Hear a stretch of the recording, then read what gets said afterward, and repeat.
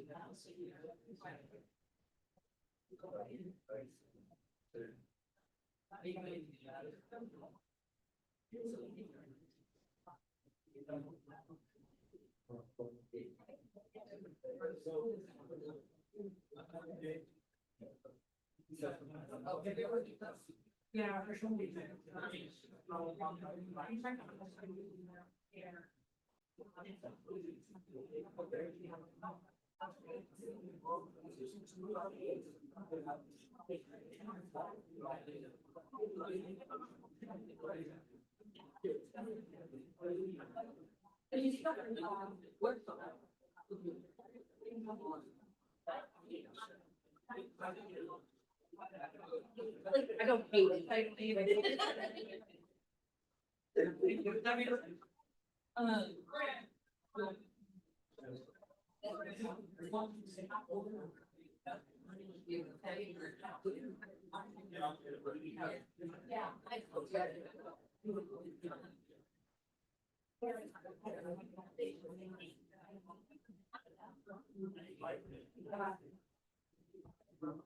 Okay, we're going to go ahead and get started. Does this carry out there at all? You know what? I'm going to use this. Ooh, first use of the gavel. We're going to get started here this evening. We'll call the meeting to order at, what is it, 5:32 p.m. and we'll start with the Pledge of Allegiance. I pledge allegiance to the flag of the United States of America and to the republic for which it stands, one nation, under God, indivisible, with liberty and justice for all. We'll start committee introductions with Councilor Harriman. Scott Harriman, City Council Representative to the School Committee. Donna Glant, Ward 7. Megan Hurd, Ward 6. Julia Harper, Ward 4. Elizabeth Eames, Ward 3. Janet Bowden, Ward 2. Phoenix McLaughlin, Ward 1. Jake Lang, the superintendent. And Member Hawkins is unable to join us tonight due to illness, and Member Jensen will be joining us as soon as he can, but we just have to get started without him, but he is on his way. Yes, I see. We didn't set up a speaker here, as we have in years past.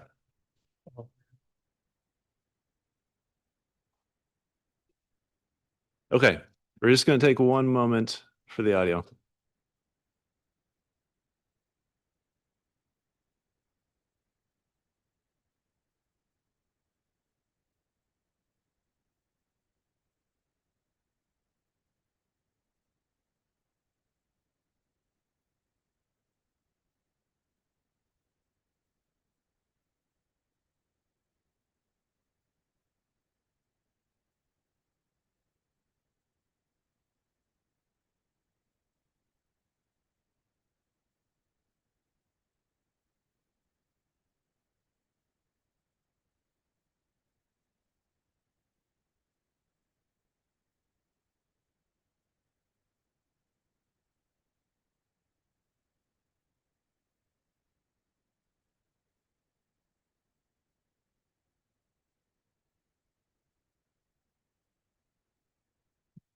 Check, check, check.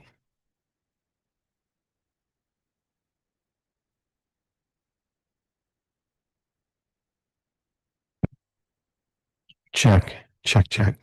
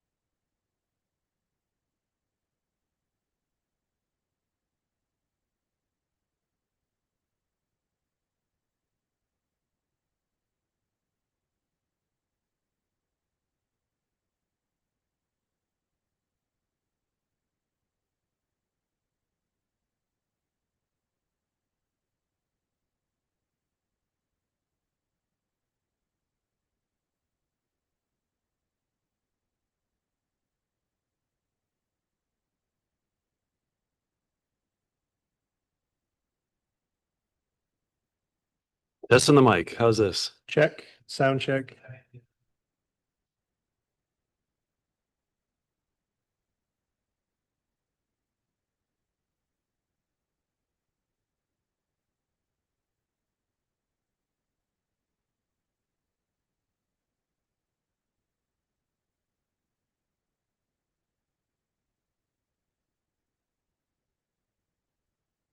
Okay, so the stream audio should be working. They're going to set up a speaker so that it's a little easier to hear in the audience.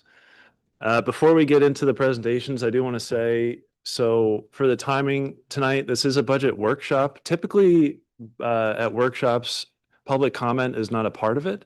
However, I do want to acknowledge the agenda that went out did say that there would be a chance for public comment. So in fairness to that, what we are going to do is the meeting is we're going to schedule to adjourn at 8:30 p.m. So what I would ask, and this is for the administration, is to try to wrap up the presentations by 8 o'clock p.m. And we'll offer a time for public comment for whoever would like to do so at that time. But also just to be clear to anyone interested in public comment, there's multiple budget meetings coming up. We have a ways before the school committee is voting on anything. So there will be actual regular public meetings and public hearings at future meetings. So with that, and again, they'll be setting up the audio, so hopefully it'll be easier to hear out there in a moment, but I'll turn it over to the superintendent to get started.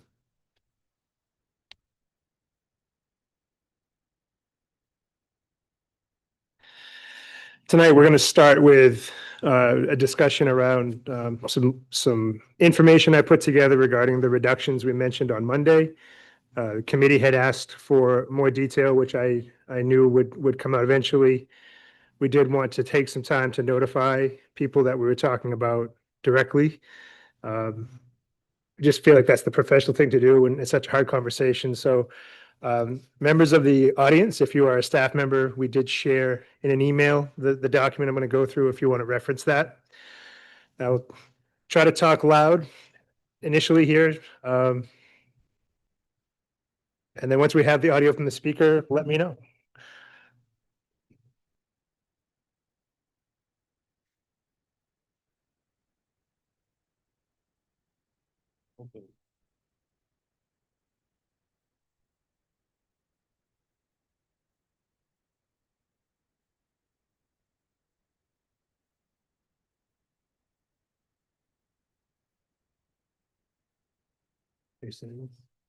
Yes. Testing audio. Yes.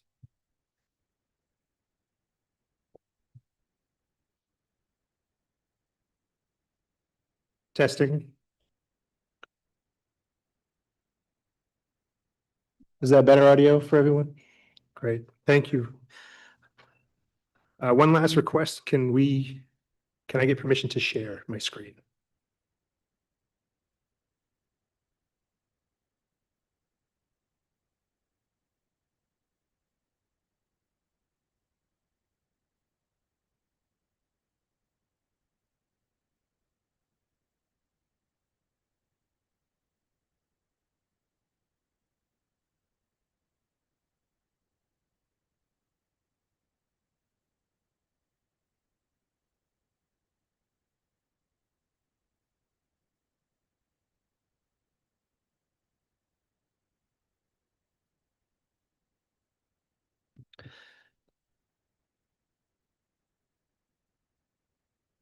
Maybe turn it down a little for the feedback.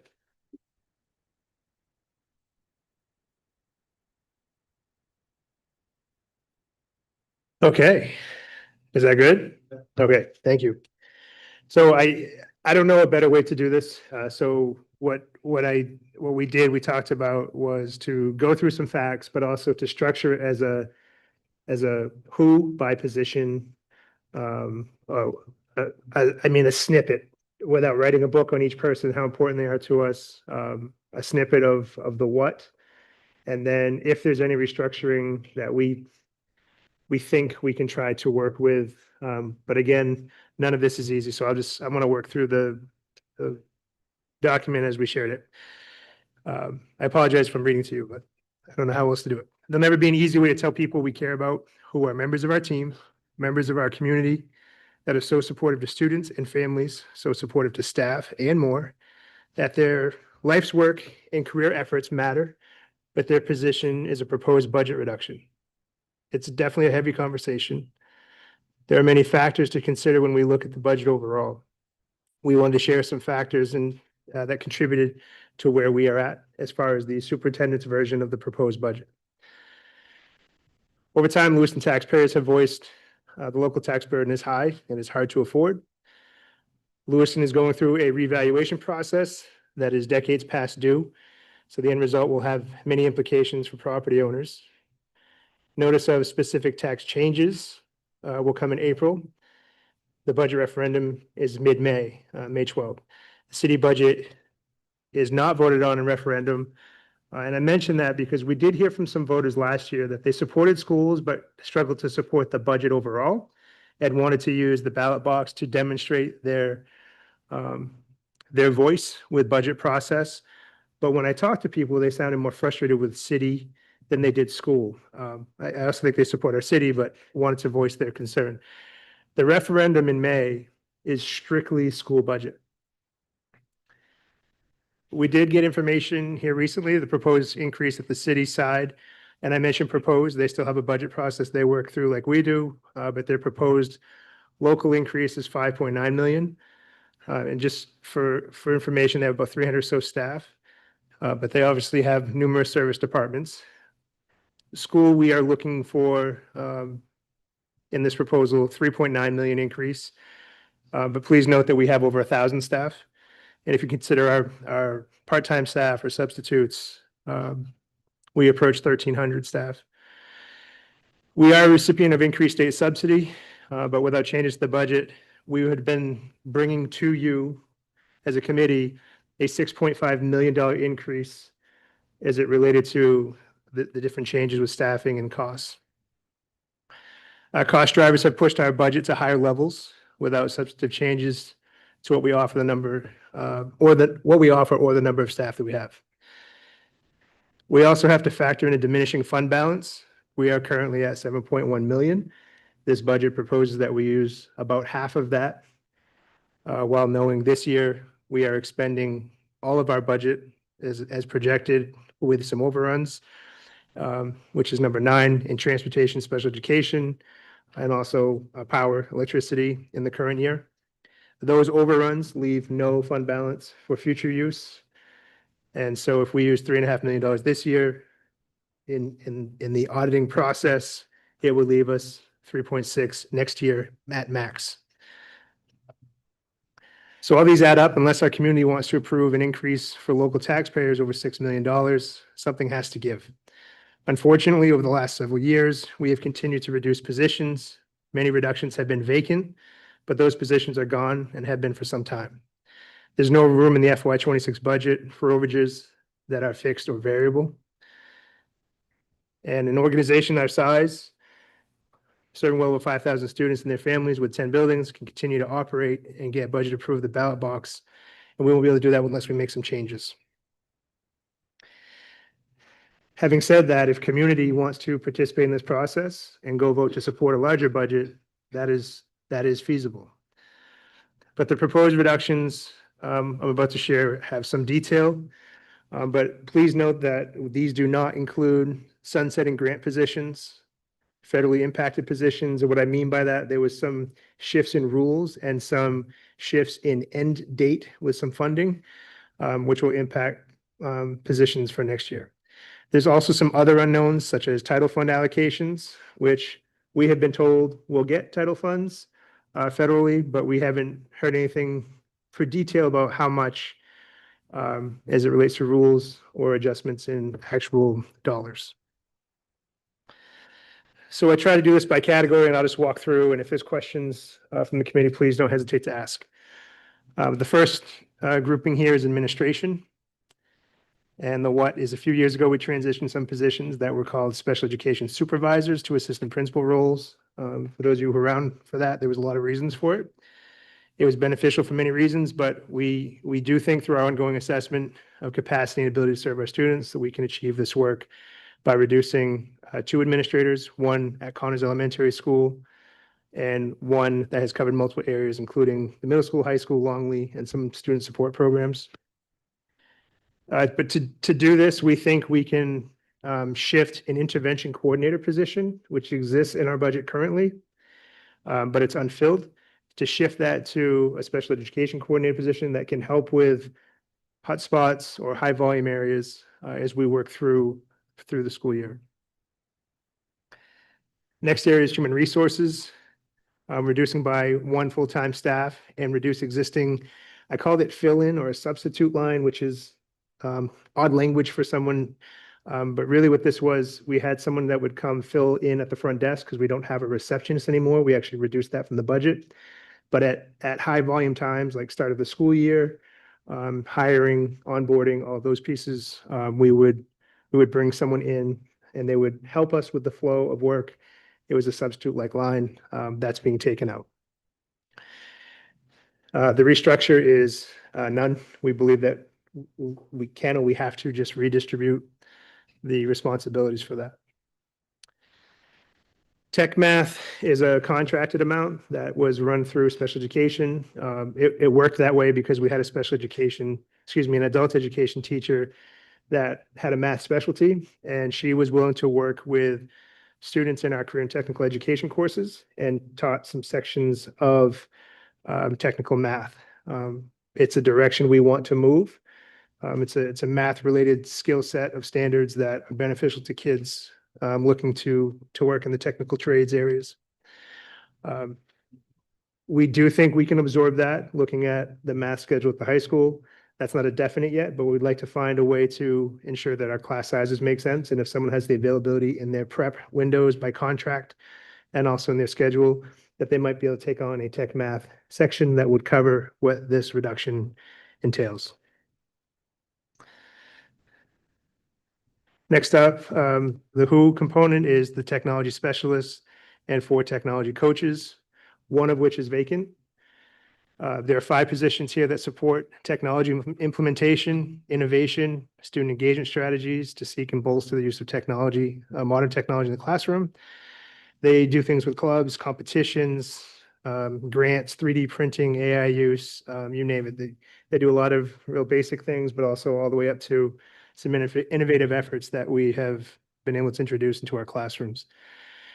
The restructure effort here would be to reduce those 5 positions, but create 1 district level person that would continue to seek out grants, funding, and engage those who wish to engage in different modernized tools, including applications, artificial intelligence, CNC, 3D printing, those kinds of things that are new technology or modern technology for teaching and learning to prepare our kids. The next area is coaches. We've identified 3 coaching position reductions, 1 each from literacy, math, and multilingual instructional coaches. These folks provide essential support to bolster instruction, support teachers, assist with curriculum implementation, add value to learning spaces, participate in school-wide efforts outside of their job descriptions. They're go-tos for instructional leads. We've had many new staff. We have many staff working towards their certification, and we have many who need assistance with challenging students, routines in the class, professional development, and more. And coaches carry a whole spectrum of that workload. From a restructure perspective, we'll operate the best we can with what we have. And this will likely result in staff being split between schools in many cases. As a side, philosophically, I struggle with splitting our staff because I think of transitions, school culture and climate. When you're moving between buildings, it's a different feel. If we had the resources, I'd want them in each building. A district clinical supervisor, these folks are required to provide professional supervision for licensure purposes and supportive practice and oversight. We have multiple of these, and so the restructure of this would be that we have to absorb these responsibilities with the remaining staff. The next set of proposed reductions are kind of pushed together at the end with a restructure. So I'll mention the first two, and then the third one, I'll talk about the restructure. But we have, and they all have kind of different titles, but 3 different schools have a school-based family engagement or an attendance liaison type support staff. And these folks are really trying to remove the barriers that kids might have for accessing school, whether it's homelessness, resources, clothing, chasing a kid that's truant for whatever reason, trying to help families connect to doctors if they're not coming because they don't have their immunizations yet. There's a whole logistical component to trying to support kids to get them to have what they need to come to school. We also have one elementary school that has a dean of students. And I don't know how else to explain it other than random tasks. This person is pretty skilled with just chasing whatever the hotspot is and also supporting teachers and students. And then the third one in this grouping is the social emotional learning coaches in our elementary schools. So we have built up to a place by cobbling together different funding sources. So each elementary school has an SEL coach in the budget, in the current budget, but only 2 of them are funded locally. So in this reduction, it reduces all 5 of those roles, but it has impacts in other areas that we don't necessarily talk about here in great detail, like title funds. So if this person's in title funds, that the role would come out of title funds, which may create room to keep another person in title funds, because as a person's salary increases happen or the insurance rates change, only so much can go in the title funds before you just run out of space. And so without removing staffing or professional development or whatever that area of title funds allows, you run out of the ability to afford them. With that, if we restructure, what we could consider is ensuring that there's one staff at every school that tries to take on the challenges of all 3 of these roles. So it would be an SEL person that is trained with SEL that can help continue with that effort, but also to help with point of contact, students' level of need, and some absentee-related family engagement things. Being upfront, that's not a one-person job. I would argue that if we had the resources, it's probably 5 people at each elementary school. But I'm trying to put forth the effort where if we're reducing by so many resources outside of the classroom that are about getting to the classroom and having things go well, that we don't just peel back all of the layers, we try to leave one layer. In addition, we're analyzing positions, I feel like every day right now, even still, in that some elementary schools have 3, 4, 5 of these folks with different titles, and some schools have 1 or none. And so there's an effort here around equity amongst buildings while being mindful of the level of need that does differ between buildings. And next one listed, we have duty aids. We have a few duty aids in our district. We don't have a whole lot, but this proposal would reduce 2, one of them being vacant. Duty aids really help monitoring, supervising spaces, cafeterias, recesses, arrival dismissal, things of that nature. So the restructure, really, there isn't one. It's really the task would have to be put on somebody else. Resource room and self-contained classroom teachers. There are 6 positions here. They happen to all be vacant, and this would be to, these positions provide supports at the resource room level, self-contained, which is more prescribed special services in a space based on IEPs and the restructure. There's none planned at this time. I'll be upfront. We need these roles. We struggle to fill them every single year with any kind of consistency. So something that Director Crafts had said doesn't like it, but it could save on the budget. Ed techs, right now we've identified two. Sorry, just 1 second. Did you have a pressing question? Okay. Yeah, just a clarifying question on vacant positions. Does it mean that there just isn't a full-time staff person in that role? That these are roles that are potentially being filled by subs if it's considered vacant?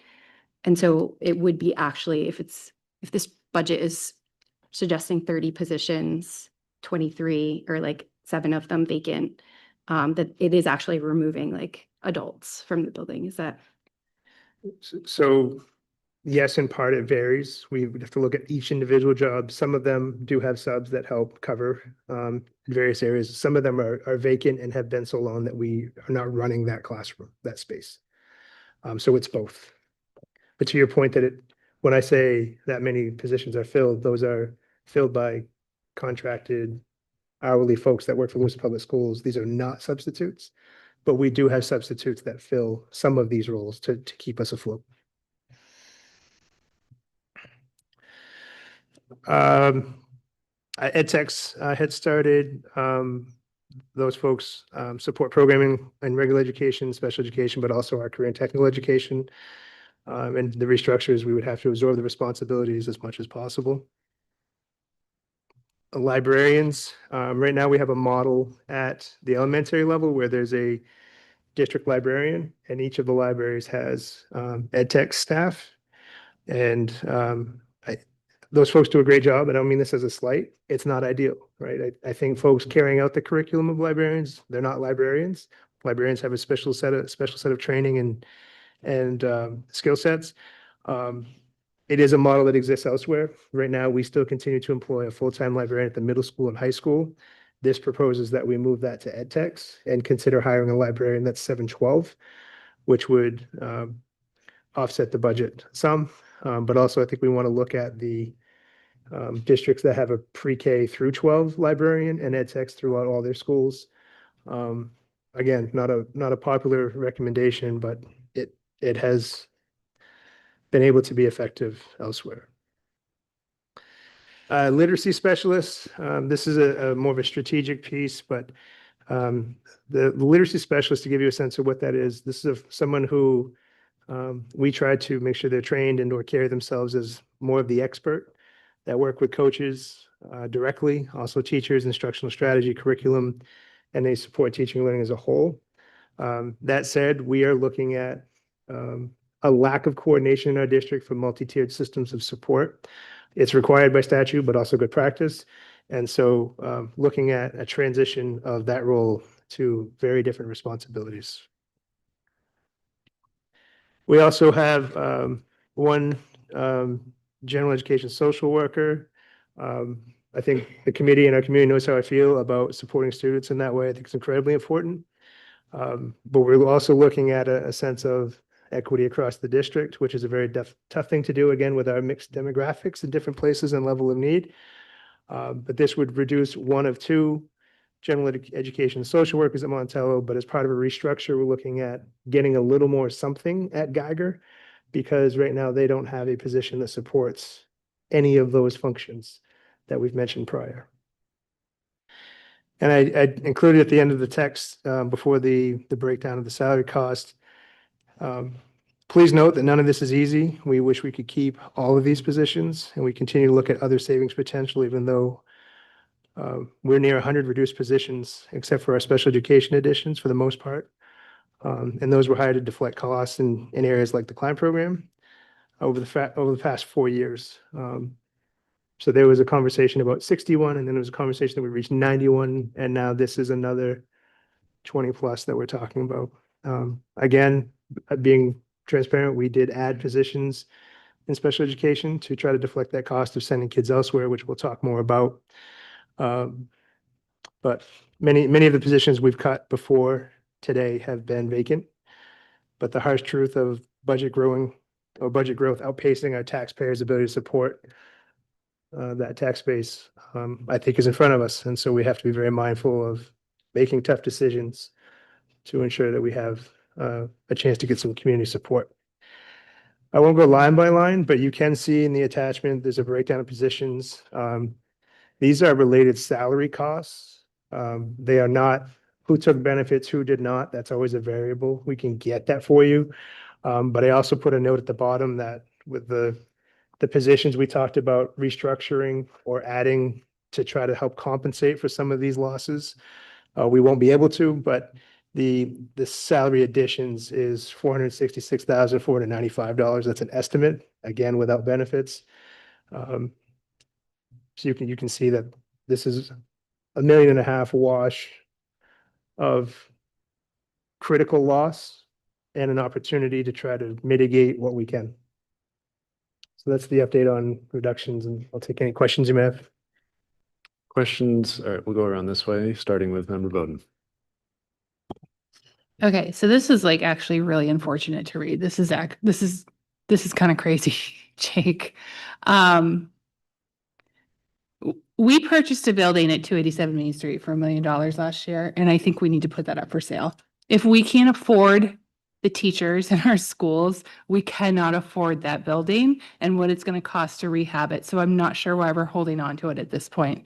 That's $1 million right there, probably more that we can get out of that building. I don't know if that makes a difference for this budget, but I just, I don't know why we're getting rid of people when we can get rid of that building. That's how I look at this. I also look at this as mostly the fault of Augusta. I think that our kids shouldn't be paying the price for irresponsible spending in Augusta. Our state government's mismanaging money, clearly. And that doesn't stay in Augusta, that the consequences show up here in our classrooms. I'm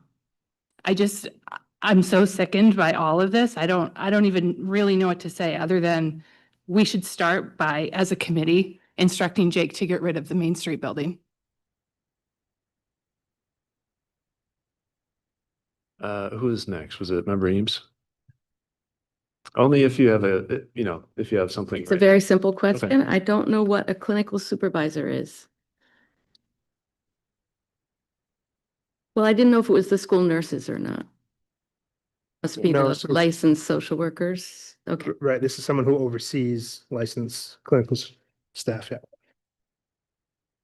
Who had their hand up next? Member Hurd. Thank you.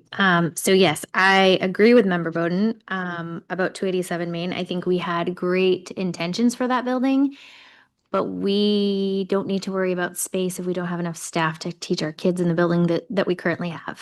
So I don't know what that looks like, and maybe that's a whole nother conversation, and I know it's been a dream of ours as a community and a committee and an LPS to have that building, but yeah. I just have a couple questions. On the line item under share center, I wasn't really sure what that is. Could you explain that to me real quick? And then I have another question. Yes, so that's at the bottom of the memo in the list of items. It's my understanding that the share center will be closing, but we have a membership fee to be a part of that. And so that amount is akin to our membership fee to be a part of the share center. Okay, thank you. And then my other question is, so I would just like a little bit of clarification really quick, on the coaches structures in school. It kind of sounds like, and again, correct me if I'm wrong, and that's why I'm asking for clarification. We got rid of SEL coaches, but then we put them in a new position. So I guess I'm confused, like, I just need a little, we got rid of them to save money, but then we gave them new positions. I'm just confused of I'm not saying that we shouldn't have it. I'm just saying I'm trying to figure out where we're going from here, A to B. So that effort was to consolidate which is essentially 9 positions in our district, to 5 that I do strongly believe that we need to try to maintain that effort in some way, shape, or form. I think our teachers and our administration both feel like we need someone to help with that busy hallway and those hotspot kids, and continue to grow their skill sets. So that's why I looked at that piece. I think if we completely undo it, we're going to leave our staff at a disadvantage to have very few, if anybody, that can come help in those situations. Okay, so let's just do elementary schools, for instance. What does this coaching structure look like in each school? Right, like going forward with this plan, what does that leave? Because I think we probably, well, maybe not Member Harper, but most of us have a pretty good idea of like what's currently in place. So what's your vision going forward? I mean, I can bring back to you detail school by school. We have ideas. None of this is realized until we have a budget. The committee could decide, no, I don't want to reduce there, and leave these items in. But we would have to split further than we do. We already have some coaches that split. We have multilingual coaches in our schools. We have literacy coaches in our schools. We have math coaches in our schools. Our smaller elementaries split coaches. And this would be looking at a reduction and figuring out where other people might split, or do we look at areas of focus with curriculum or things of that nature? Member Glant? Yes, thank you, Chair. As a LCSW, if you have a social worker that is not fully licensed, then they will need some sort of supervision. If they can't get it within the school, then they usually have to pay somebody to do that. I just wanted to clarify that. Also, in my experience, there are the three hardest social worker positions that are known to me. And one is hospice, the other is DHS Child Services, and the other is a school social worker. Those 3 positions are the hardest work of anybody in the social work profession. I just wanted to let you know that. I wanted to let the audience know that you know, that they are seen and understood that those positions are hard, and not everybody can fill those type of positions. As far as the Main Street building is concerned, I'm not sure. This is the first I've thought of it, but I'm also concerned about CDS. What do we do? That's a mandate. We have no other option. Where are we going to put those children? If we bought it with the intention of trying to expand that where we have to, it's mandated. Where are we going to put them?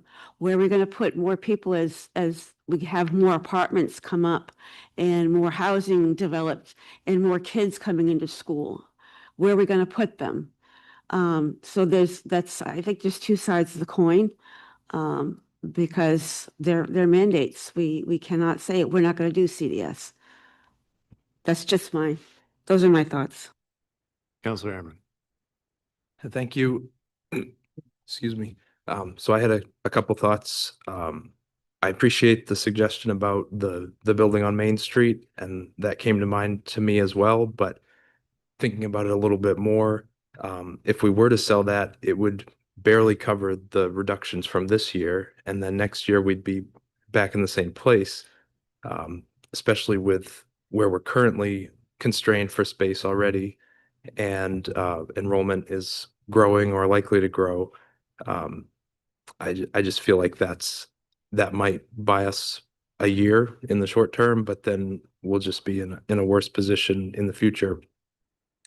As far as the reductions, I would be more in favor of keeping the 23 positions in the budget that are filled, and then looking at the other 7 to potentially freeze them.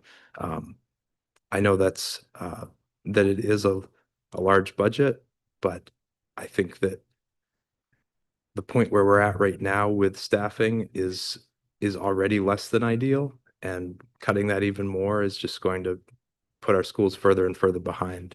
So I'd be in favor of at least keeping the 23 positions and then looking at the other ones for freezing. Any other questions or comments before we come back? Okay, Member Bowden. Thank you. I don't know how we keep them in there with a budget that size. We cannot ask that of the taxpayer in the city. They are not going to pass it. And, you know, we're not going to be in the same position next year if when you're in Augusta, Scott, work on it, fix it, find a way to fix it up there, talk to people up there. We need more support in Lewiston. We have one of the neediest districts, if not the neediest district in the state. Someone needs to be up there fighting for us. So I'll make a couple of comments and then we can come back. So some more questions. One, I think it's worth maybe putting a pin in the Main Street building discussion so we can get more into that at one of our future meetings and maybe have a bit more discussion around that. Because I think that is an obvious question to ask. I shouldn't say obvious, but a necessary question to ask at this stage. But as was mentioned, part of the thinking there is that needed to help absorb or even in some way defer future costs. And if we're still confident in that, well, we should get into it, I think, more because we have plenty of additional information we still need to get just this evening. And I guess that would be the other point is I hope that we can kind of continue using this evening and the future workshops to try to gather as much information as we can, and then make the best, decision available. The other comment I just want to make, which I did mention on Monday, is that this is a very challenging conversation to have when we don't know what the city valuation is going to be for this coming fiscal year. Now, I would be shocked if it's 12% higher than last year. I think that's not realistic. So for sure, we'll be looking at, even just as proposed with these reductions, we'd be looking at probably a pretty significant increase, but not knowing the scale of it does make all this a little challenging, which I mentioned again, only in that we have many meetings ahead of us to discuss this. And, before we start getting to the place where we feel we need to decide, is this the package we're moving forward or not? I think that's such a crucial piece of information that, at least for myself, I'm trying to reserve some judgment until we get that fundamental information. So I just want to make that comment. I do have a couple of questions, but do others have questions that have come up? And yes, Member Harper and then Member Eames. Thank you.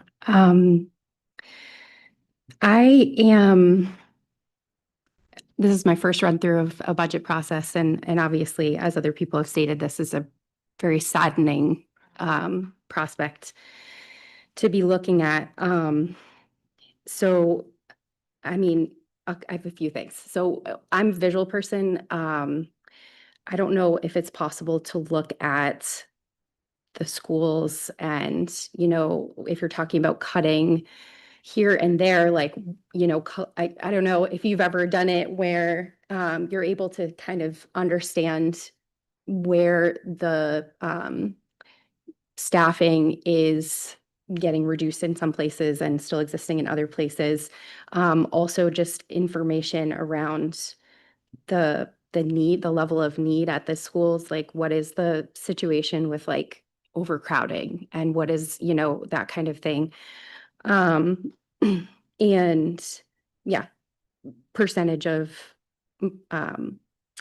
low income students, that kind of thing. I also understand that that we've been able to make gains with staffing retention over the years, in recent years. And I would really like to hear from LPS staff about what this would do to school safety, what this would do for morale and retention among staff. These proposed cuts, and as specific as possible at how it impacts you, because I certainly don't know.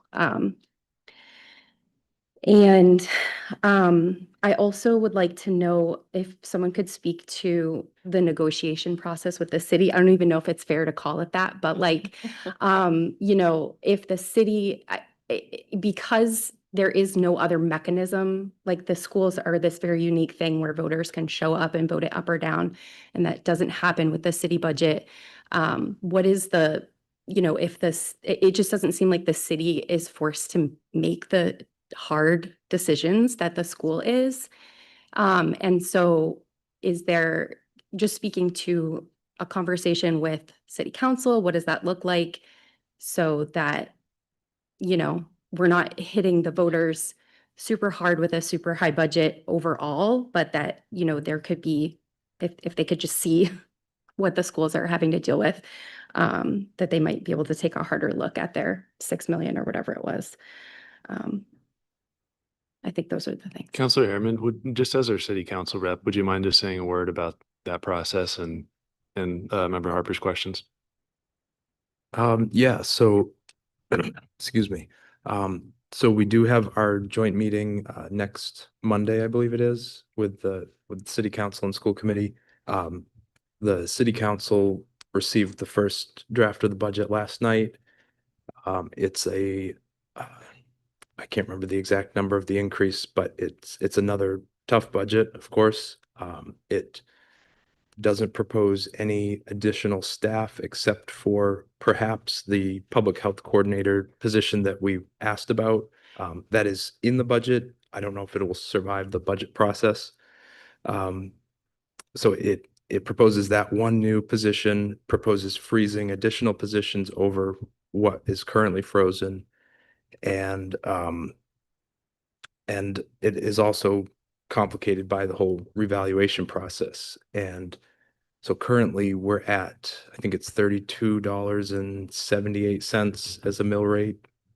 The proposed new mill rate would be, they're looking at $19.68 right now. But that, of course, it doesn't change the amount of revenue that the city brings in. So people's valuations will change and the mill rate will go down, but the overall revenue stays the same. Yeah, other than that, I think the workshop next Monday is a good place to really discuss the competing budgets here and the challenges that both sides have. Do you have something to add? Yeah. Yeah, I just want to add, and I'm not trying to create conflict for others, but Member Harper, you asked about it. So I know that I have felt as a superintendent pretty upset each of at least the last 2 years when we have cut millions of dollars. And in the same agenda or the next one after, the city has approved $7+ million in unexpended funds for purchases of things. Some of those things are needed. I would love to go through it with a fine tooth comb, but I think a lot of people would. But I also think it doesn't resonate with people that that's what's happening, because it's not discussed like the typical budget process. It's like a memo with items like I just showed for cuts, and they're ads, and they just vote it up or down. And it's been difficult for me to come to understand that is what's happening, and knowing that we are hearing from the council that they're struggling to support the school budget when we've done hard work for months, when we face crowds like this who work tirelessly for our kids. And in a quick vote, pass $7 million in expenditures. It is very frustrating. I'm glad you asked that question. A good topic for Monday, I would say. Did you have other questions that you needed addressed here? Okay, just want to make sure we didn't miss something. Other questions related to the memo at this time? Okay, I did have just a couple specific things. Let's see here. I was a little unclear, and if you could say more about the library positions in two respects. One, I saw both the middle school and the high school are listed as position cuts, but if I'm understanding what you're saying is that those two would be replaced by one position. So one, I'm just want to confirm if that was correct. But then two, I guess I was trying to figure out the logic of that a little bit, in that the service would just, the position would just not be available at one of the schools at all for part of the time. And it seems like a position that is sort of, I don't know exactly how to describe it, but it's kind of a minute to minute position. Like they're they're always doing that particular role, and I wasn't sure how they would be covering it when they're not at the library. So that's not a very well phrased question, but I hope it at least comes across in terms of my confusion, if nothing else. Sure, a little more detail. Right now, we have a full-time librarian at the middle school. At the high school, we have a full-time librarian and an ed tech. And so the level of detail there with a change, if that's what happens, would be reducing the 2 librarian positions, hiring 1 ed tech for the middle school. So we'd be reducing our capacity. And then evaluating, can someone do pre-K to 12 librarian for the district? I've seen models that vary in different districts. Some have a pre-K to 12 librarian and some have a primary and secondary. If you have 2, obviously it's less savings, but I think better service. So what I didn't include in that detail is there is an ed tech at the high school. So your overall reduction would be essentially a half-time position or half of a salary if you shift from 2 librarians to adding the ed tech, and up to an additional position if you don't hire the 7 through 12 librarian, or you do something different with that. Thank you. The other question was actually just to get a little more clarity, and this is similar to the coach question earlier, just what each elementary school has in terms of the LCSW positions, because you mentioned that it's different across the elementary schools. So whether you want to talk about that now or have that as part of a later discussion, that was a question I had. Is just, and frankly, I think this touches on a number of these things where it would be helpful to just get a sense of, okay, if we're talking about removing a particular position or restructuring positions that cut across schools, just making sure we have the full picture of what would be remaining in terms of coverage across the schools. So that's more of a general point. Yeah, I can get you the school to school piece, and I also want to include the title grant and other grant positions so you can see the picture. It may not have as much budget implication as one might think, but it will at least paint a picture of who has what for availability. All right, thanks. Yes, Member Eames. I would just like to advocate for the visual presentation that Member Harper suggested for that very part of it, about the different schools. I think that would be very helpful. Thank you. Okay, other questions, or should we continue with the presentations? Okay, please go on.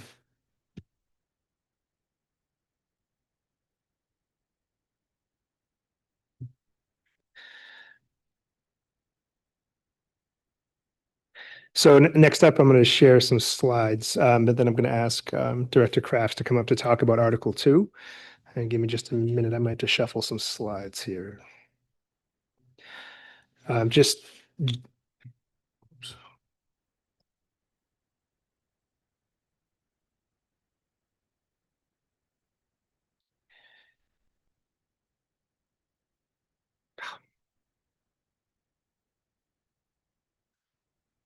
push share on the dock. I need to hit. Never mind. Okay. So just articles overall, just to give you a quick snapshot, just as a reminder. Article 1, regular instruction is 30% of our budget. You can see the increase of 1.82%. Special education is up 4.29%, but as a note, it makes up about 30% of our budget. Article 3, that's Lewiston Regional Technical Center, is up less than 1%, and it makes up 4.74 overall budget. Other instruction is actually down. There's some corrections I will mention, but it makes up 1.33% of our budget. Article 5, instructional support, less than 1% increase, and it makes up 7.58. System admin is a 0.21 increase, makes up less than 3% of the budget. School admin, 0.17 you can see, and then 3.34% of our budget. We will walk through facilities tonight. Transportation, we were going to talk tonight. Alyssa couldn't be here, so I'm moving that to another night, but you can see that that's up 2.16. And it's 6.47% of our budget to move kids. Pardon me. Debt service is down. Again, that's us paying bills that we've taken out debt on. All other functions, you can see some light increases there. And adult education, very small increase, and very small percent of our budget. This is just a visual of the articles overall represented in just pie graph form of how much of each portion of our budget makes up our whole. Again, just another visual, and I did share this with all of you, so you can reference it later, but you can see the percent increase to the overall budget. Of course, our highest percentage being special education, which Director Crafts will talk about tonight. Article 1 is up. A lot of that is contracts. We'll discuss those, and transportation, which is a new contract, which we'll discuss in more detail.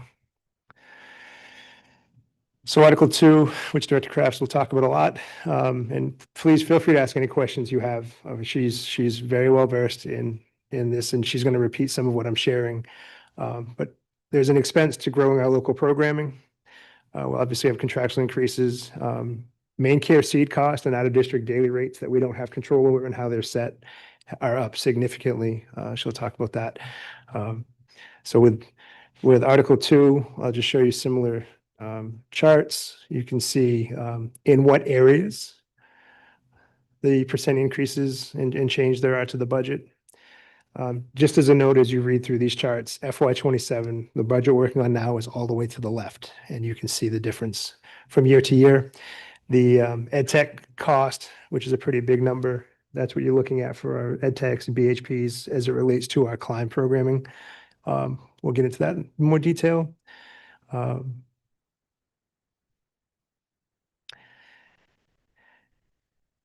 Just another visual increase, rendition of the percent increase.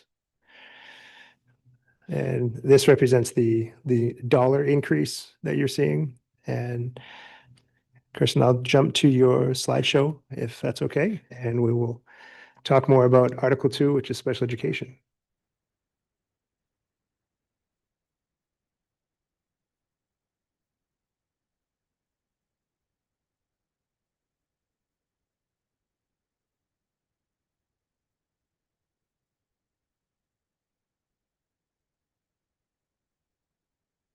Thank you.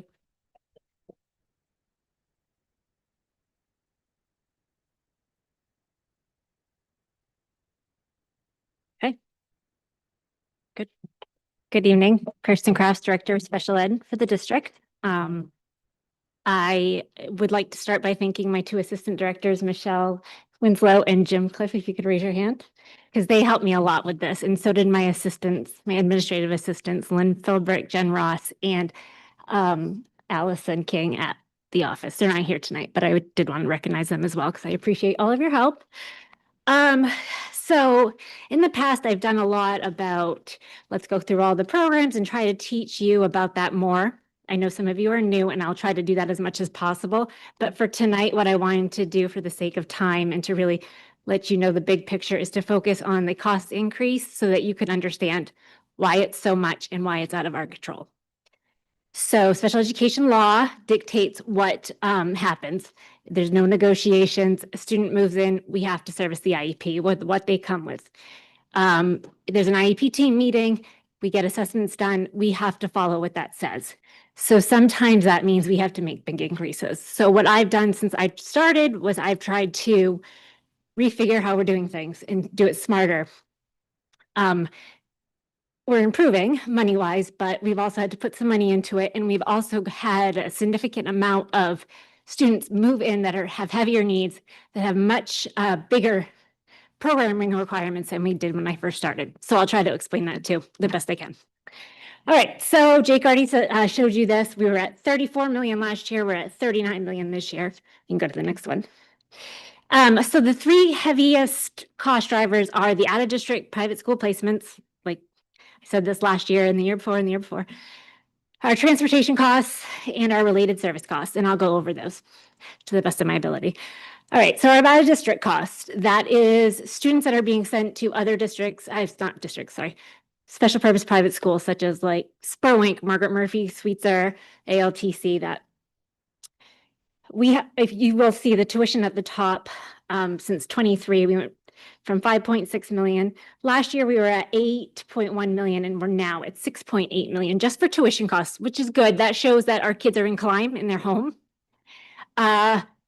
Despite that, their tuition rates are dictated by the Maine Department of Education. They change every year, and every year they get higher. So we have no say in that. So we have 40 kids here at Climb right now as we speak that would be outplaced. And I'll go over what that would look like if they were outplaced, because our budget would be a lot bigger. And then you'll see the seed costs. They have gone up significantly every year. Out of our control. Go to the next slide. So this just shows you of my budget, my $39 million budget. We have 107 students outplaced at the moment. 12 of them are state agency clients, and the rest of 95 of them are Lewiston public school children that live in the district.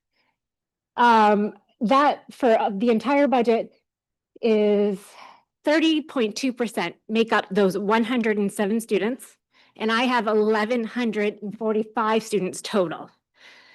So within that, in the green, the 69.8%, that also covers all of our salaries. I have 350 employees under me.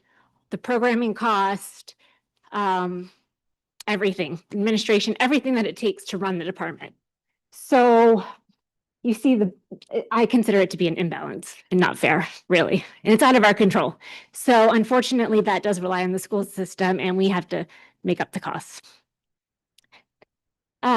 This just shows where we have our students right now in all of the different programs. I wanted to include state agency clients. You'll see since 2020, that we've had a significant increase in state agency clients, which are students that are they're either in residential placements, group homes, whatever it may be, that we're servicing. Some of them are 18, 19, 20, 21, 22 years old. So that has increased. Most of the state agency clients are significant needs. That's why they qualify for that. And it does bring up the budget quite a bit. I thought that was important to bring up because it is significant increase in the overall budget. Any questions on that one? Yes. It looked like it went down a little. And But we had two moving this week. So- We just had that fluctuates. We also have some other group placements that have been here for a long time. But recently there is more young adult ones, but we also have some that are middle school and high school aged. Yes. That was kind of my question. When you said they're older, they're not all older, not all 14 of them are like No. 18, 19, 20. The additions lately, we have had one or two group homes that have been in the city for a very long time. They consistently have students, but recently it's been younger adults. And what does it look like? Our responsibility, what does that look like? Are we going into the group home where they are and assisting them, or are they coming to Lewiston Public Schools to be assisted? It's a mix. Okay, thanks. Mm-hmm. All right, so this is the total cost for last year versus this year for outplacements themselves. You'll see that tuition is pretty much the same. However, we have 10 less kids. Plus, we took another additional 15 into Climb that were CDS students that would have been at like a Margaret Murphy or Spur Wink, but they went straight to our program. So we also have transportation because it's down a little bit in that line just because we do have Climb to service kids. But you just see that we're making improvements, not as much as I had hoped. But again, we've had a lot of kids move in with really significant needs. Yes. Question, how many kids or how many students have we actually brought back? Not ones that have gone to Climb from nowhere, but we've actually brought back to Lewiston out of these places? You'll see. Well, I have more slides in mine, and then Okay. Climb will also present their numbers when they come up, or I might present them, I'm not sure, but we have a slide for them as well. Okay. But we currently have 5 in the works right now that are coming back, so we transition back slowly. So the 5 for the year, or? No, it's like a constant revolving door. We've brought back a ton, like not a ton, but as much as we can handle. And how many would that be? Well, the 40 kids are at Climb right now. Those would all be outplaced. Right. Plus we have, but it's very complicated because we have RISE programming, FLS, and day treatment in district. So we look at the student's profile. So a lot of the kids, when we go and look at them, at the special purpose private schools, their needs are not even as significant as the needs of the Climb kids. They can come back to to RISE or to day treatment in-house or gen ed. Like, we're finding that a lot of the students that are outplaced do not need to be outplaced, and we're trying to get them back. So it depends on the profile, what the needs are, and where the space is. So it's a big puzzle piece that we work on all the time. But is there a number? Do you have an can- exact number, Jim? Kirsten, 12. 12. I think systemically, though, we can get you a number. Yes. For I mean, we've been working on this and it's a great plan and everything. And I know Climb is doing great and we're not paying for kids that would have gone elsewhere. But I'm really interested as to how many we've actually been able to get out. You'll see, Look like, at- I have a slide that's coming up that's going to show you how many kids are in-house programming in all of the buildings. Yes. We have brought 12 back during the current school year. 12 students were laid out place. Jim, can you use the mic, please? Assistant Director Jim Cliff. We have brought 12 students have transitioned from outplacements back into the Lewiston Public Schools during the current school year. And there are 5 more right now that will make that transition between now and the end of the school year.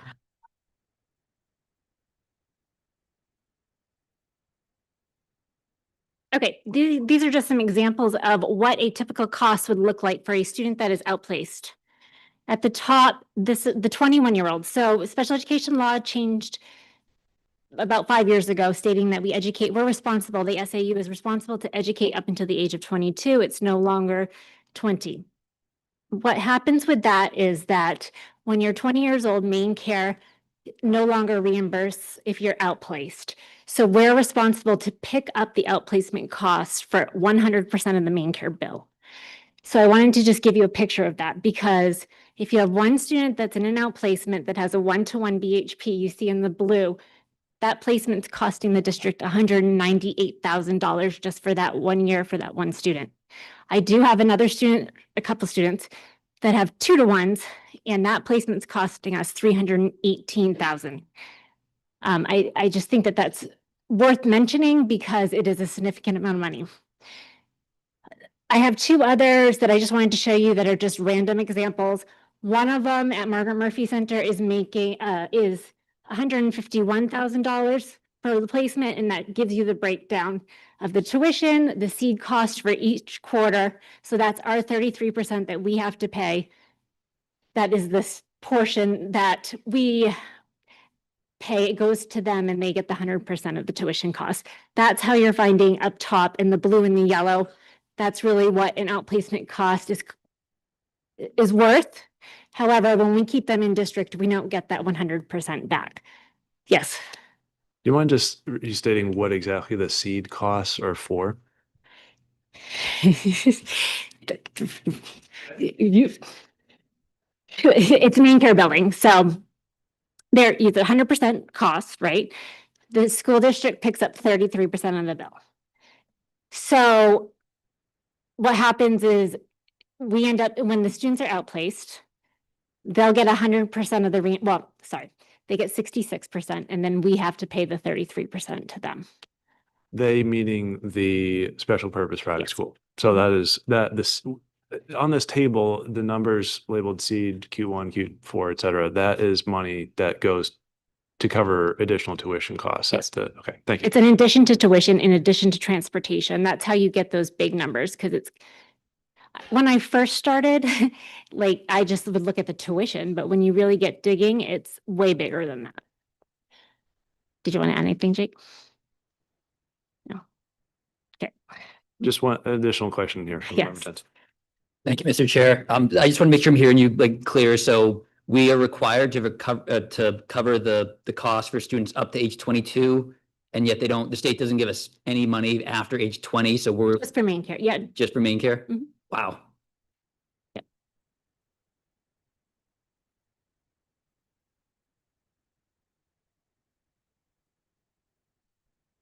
So the other night, I thought I would explain this a little bit. It's a little technical, but this is the formula that Jake shared on Monday night, the ED 279. He shared that we did receive $2,755 for high district out of placement costs. And I just wanted to explain that to you a little bit. So in order to qualify for that, the state allows you to, it has to be student, you'll see there's only 96 here, but we have to be full-time. So if I have a student that moves in tomorrow, we're not going to get that back. It has to be full-time. They'll reimburse up to 39,394, so 39,000. We know now that you just looked at those formulas that an outplacement is much higher than $39,000. That doesn't even cover the tuition now. So what happens is they take that 39,900 whatever, times it by 96, comes up with that comes up to 3,781,000. They take that, so my whole tuition line right now is 6,537,000. They're deducting that 3.7 million, and that's how they came up with the formula to give us the 2.7 million. So that's what we're receiving in high district costs from the state, but really my out of district total budget is $12 million. So really we're absorbing $10 million for those students that are outplaced. I just wanted to explain that to you because it took me a while to figure that out because there's so many different moving parts and they're in different places. Yes. So we talked a little, Member Bowden mentioned a little bit about Augusta and how awful they are.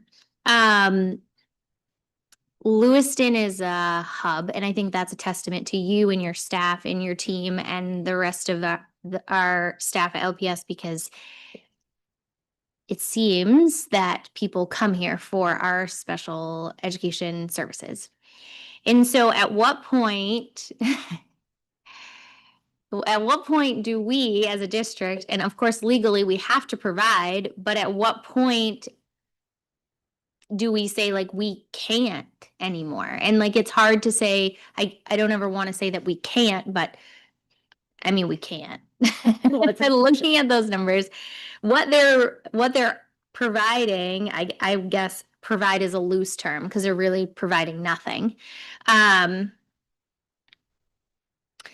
where's the threshold? Like the Yeah. ceiling can't keep moving. Like the ceiling is only so high. And so if they're not going to provide, then the taxpayers will have to provide. And we know the taxpayers are going to push back a lot. And so like where do we say like uncle, I guess? I don't really know. Well, yeah, it's hard because I live in the city now, and I also was a teacher in the city. So I feel I wanted to bring this to everybody's attention because it's a problem bigger than us. I can't say no. None of my staff can say no. In an IEP teaching table, we're bound by, if you're at a special purpose private school, what they're recommending, or if they're here, we have to see what the psychologists are diagnosing. So we have to absorb those costs. And I feel poorly because, it seems like it's sad to see other things have to go. So it's a difficult spot to be in. We're working so hard. Like we go through line by line and we're trying to cut unuseful spending all the time. But every year it just keeps getting more and more and more. So One push that could be made by everyone supporting public schools, the federal government has yet to fully fund IDEA, which is the framework for special education nationwide. It's never funded it fully. And so federally, if more dollars went towards special education, it might help resolve some of these matters. It's the 50th year of IDEA, by the way. It's yet to be fully funded. I just have a comment. I feel bad. You are kind of apologizing to us like this is your burden and it's not. And I Oh, I know. I- So that it feels like so bad, like listening going to you apologize. Like you don't need to apologize to us. This is a disaster and it is so not your fault. But it's hard because I do feel not responsible, but like in a sense, because I do see other things being cut and I was in regular education for a long time. So I get it. I get the big picture and it's really hard. And we're bound by the law and it just doesn't always feel great. Again, I'm going to say it again. It scares me so much, the CDS changes that are coming with the young ones, the littles. They claim they're fully funding it, but if they're claiming they're fully funding this and they're not, then I'm still scared about that. So, Yeah. Yes. so I hope everyone is aware that they need to agitate for better funding for the CDS. It is scary, definitely scary. I do feel better about the situation because we do have a program such as Climb and our RISE programs and all of that the other districts don't have. So hopefully that'll help us. But again, it's going to be costly and space is an issue and all of the stuff. So this slide is just about the overall Climb savings. I just wanted to point this out that if we did not have that program at McMahon, so last year it would have been an additional 3.673 million. This year we would have had an additional 6 million onto this budget. For the current year. And next year we would have to add another almost $8 million to the budget. So that would be on top of $39 million. I'd have to add another 8. So that, I just wanted to point that out is a savings, so. Yeah, go ahead, member Glenn. All right, this is the in-house programming. Member Glenn had a question. It's just a comment. It just seems so unsustainable. It is. It really is. I mean, how do you sustain it? I mean, somebody's got to be knocking in Augusta. Somebody's got to be going up there and you need to go up there and present this information and let them know what we're doing and what we don't have. It's just, it's unsustainable. And that's the only word I could think of, but that's for good public. So last week there was a budget formula meeting and I invited members of MEPRI, that's the group that does analytical research work around different interests for the legislature. And they've asked to come. We were looking at a number and the number was representative of a dividing factor of your entire group of students with an IEP. And they were using it in the formula to say, outplaced kids is this much. And I looked at the number and I said, well, I'm spending more than that in a month on one kid. And so this was a draft simulation bracket. I don't want to overcomplicate it, but they were willing to come to Lewiston to look specifically from a case study perspective at what these real costs are to us. And I've invited them with open arms. So I plan to hear from them soon.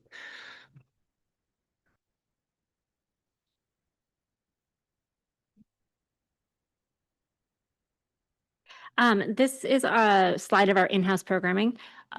So currently we have 208 students that are being serviced in-house with either between RISE, FLS, or day treatment. So most districts don't have an ABA program in-house, a RISE program. Some have FLS and day treatment, but again, if we didn't have these programs, you're looking at an additional 200 that would need to be outplaced. So I just want to give kudos to everybody in the buildings because they are sustaining that. And I feel proud of that. And at the bottom, you just see it. We're in the process of bringing 5 back from special purpose private schools into those programs. The next slide's going to show you the openings that we have. I saw that CDS was at the bottom of the next one. Positive note, next year, we only have 65 right now on our list for CDS kids coming in. Last year at this time, we had 100. So that's a good thing for now. It could change, but that's lower than it has been since I started in this position. So 15 of those kids, I believe, 13 are being observed for a Climb placement. And 15 are going to be observed to go into our other openings in the buildings. The next slide will show you the openings that we have in the buildings. I just want to pause. Those are the students entering school age from CDS, not students who are going to be in CDS that Right. in 1 year from now, we will be responsible for. And we had talked about CDS prior, I don't know if it was last year or the year before, but also potentially maybe some of those CDS kiddos, after them being here and evaluating and all the things, may be able to like dial back services that they may have. Like this is what you're projecting is currently what they are getting or what they're supposed to get, correct? But that could change. Yes. So what happens is Jim and Michelle have been, and Katie, they meet with the CDS directors of all the different schools around, and they go over the heavy hitter cases. So we have a projection of who's coming in next year, what their profiles look like, where are we looking to put them, climb or rise, or do they need day treatment? So the blessing of climb is that all of the kids that would have been going to a Margaret Murphy, and in some cases Woodford's or whatever, that had ABA programming, we're just putting straight into climb if we can staff it and continue to afford to staff it and have the space, rather than outplacing them in kindergarten. Yes. How many more climb students can you fit? Right now, we're pretty tight. And we're in talks about an additional classroom for next year, because we do have 13 kids that are being looked at. I don't think all 13 will need that level of service, but we're also running out of space at McMahon. So, and it's hard to like put it in a different building because you need to have the staff that are very familiar with that level of programming, because it is a lot. There are more challenges than programming that we have in-house. So Yeah, my point is that eventually Yep. climb will be Yeah. filled, and then, it's just, it's not shrinking, it's just Right. growing. Correct. And, in the future, how are we going to fit that? How are we Right. going to take care of that? Right. So, Yep. Thank you. You're welcome. There's other logistical concerns too. So when Kirsten says add another room, you spill into another wing, which you lose some of your catchment area with your design of doorways, restrooms, what other classes right next door versus not. So you start to get into some of those logistical challenges. And I would say that if 13 do need to be placed in climb next year, we do not have the room. I can tell you right now. There are also, the level of programming is at least 1-to-1. So you're putting in 8 students plus 8 adults, plus a teacher, plus service providers. So they take more space than a typical classroom would take. So these are the open spots in the district. You'll see, I showed this slide last year. Have a lot of spots in FLS throughout the district and day treatment. I put at the bottom that we have 68 slots open at about $125,000-ish, because it all depends on how much the school bills for main care, how much the transportation is, where they're located, and the tuition. If we could fill those spots, we could save an additional $8.5 million. Having said that, we might need to hire some more BHPs, but we do have some vacancies there as ready to go, knowing that we have the CDS kids coming in that are going to need those positions. So that is a potential cost savings that we're continuously trying to do. You mind if I could just first, sorry, could you clarify what, if anything, is kind of holding us back from getting those spots filled now? Well, there's different factors. We get pushback from some of the special purpose private schools, to be honest. Some of them have been great, but parents push back too, because it's a change.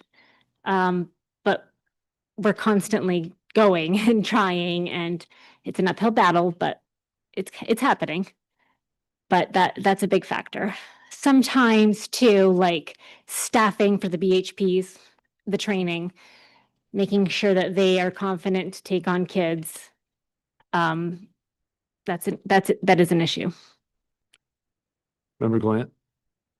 Oh, yes. I'm trying to think back to last year. We had the PowerPoint or the presentation of the years out, the 5-year plan. Do we still have that diagram? We do.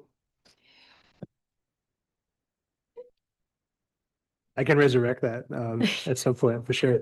I think it would be helpful just to see where we've been and where we are, and are we meeting those goals that we thought we might be able to? So I saw member Harper and then member Eames. Thank you. It says currently we have openings throughout the district that would allow us to bring students back now, but that staff do not need to be hired Yeah. for this to occur. What does that mean exactly? Well, we have extra positions. We have extra spots. Some of our classrooms aren't to full capacity, but they're staffed fully. So we could bring them back. Everything's through the IEP process too. So what we have to do is we have to make sure that the data is there to support it at the IEP team table, saying that the kid can come back. Like I said, we do have a list of kids that we feel are safely ready to come back, and we're doing that all the time. But again, you have to make sure your parents are comfortable with it and the staff, and it's a process. So Openings for students, not job openings, is what that yes, sentence means. yes. Sorry. Member Eames. The 8.5 million savings, is that built into the budget we just got, or is that hanging No. outside? Outside.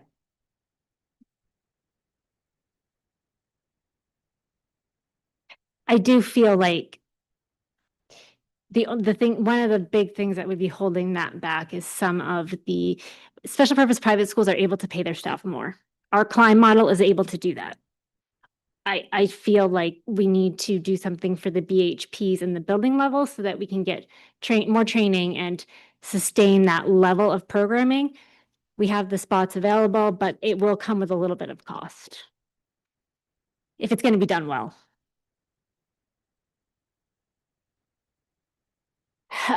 So transportation, this is something that is also a major cost factor for my department. There's an increased need for special education because again, we're having a lot of kids moving in with high needs.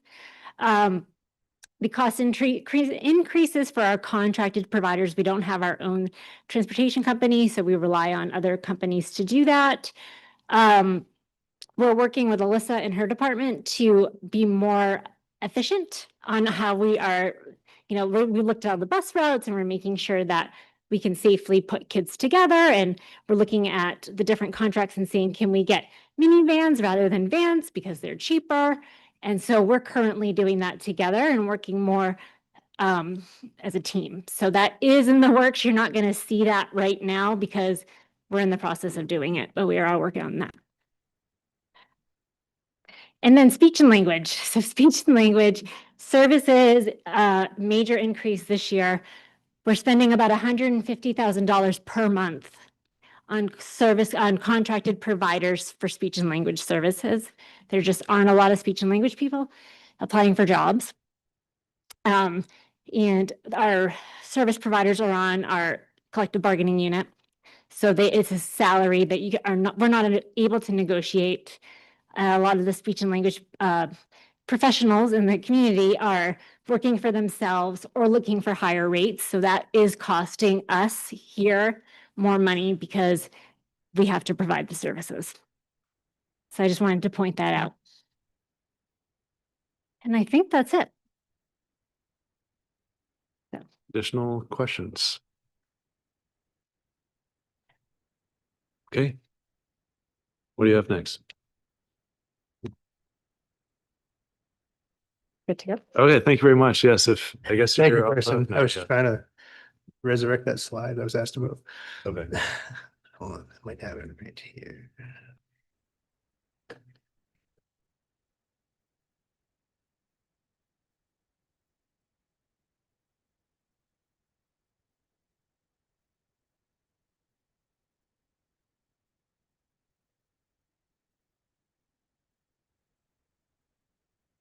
To Member Glant's question, do I still have that slide? Usually I do. I gotta go find it. We actually looked at this recently, so you can see 24, 25, and then you see years 2, 3, 25 through 27. So that would be where we were headed.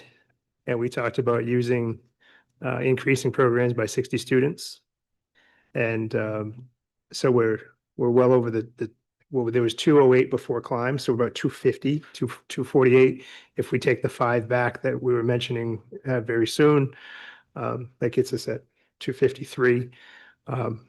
I'd probably have to be fact checked on that number if Kirsten went back to her office, but in that model, we're close to the goal with the number of students. I think we still obviously want to grow. We have reduced the number of students that are outplaced to that effect.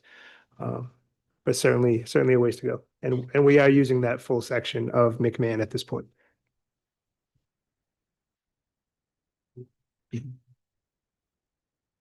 Member Eames? In relation to that, we have an increased population full of need, and we have more students currently in our programs. But are we making headway against the increased level of need, or are we holding our own, or are we losing? I would say we're holding our own and making a little bit of progress. But I think forward looking, the constraint is going to be space and staffing. But we're not in a terrible place with staffing. It's actually getting better in some areas. It's going to be that space constraint. You can't climb into one classroom in the next wing without a number of provisions in place. So there's feasibility pieces we have to look at.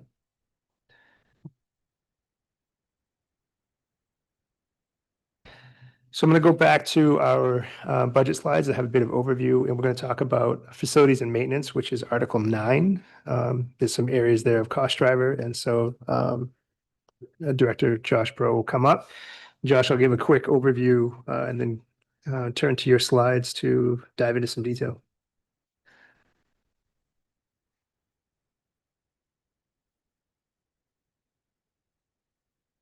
Good evening, everybody. I am Josh Bro. I am the Facilities Director for the School Department. I do want to thank you for the opportunity to come down.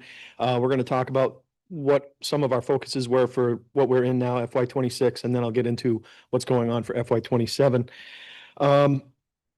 If you want to pull up the slides, I'll run through those real quick, and then I'll get into some of those items.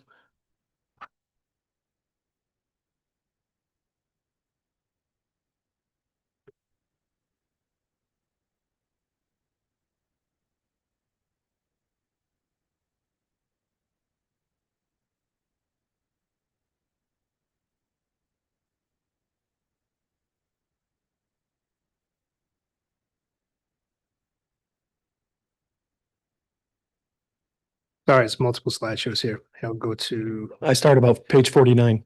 Yeah, I got it.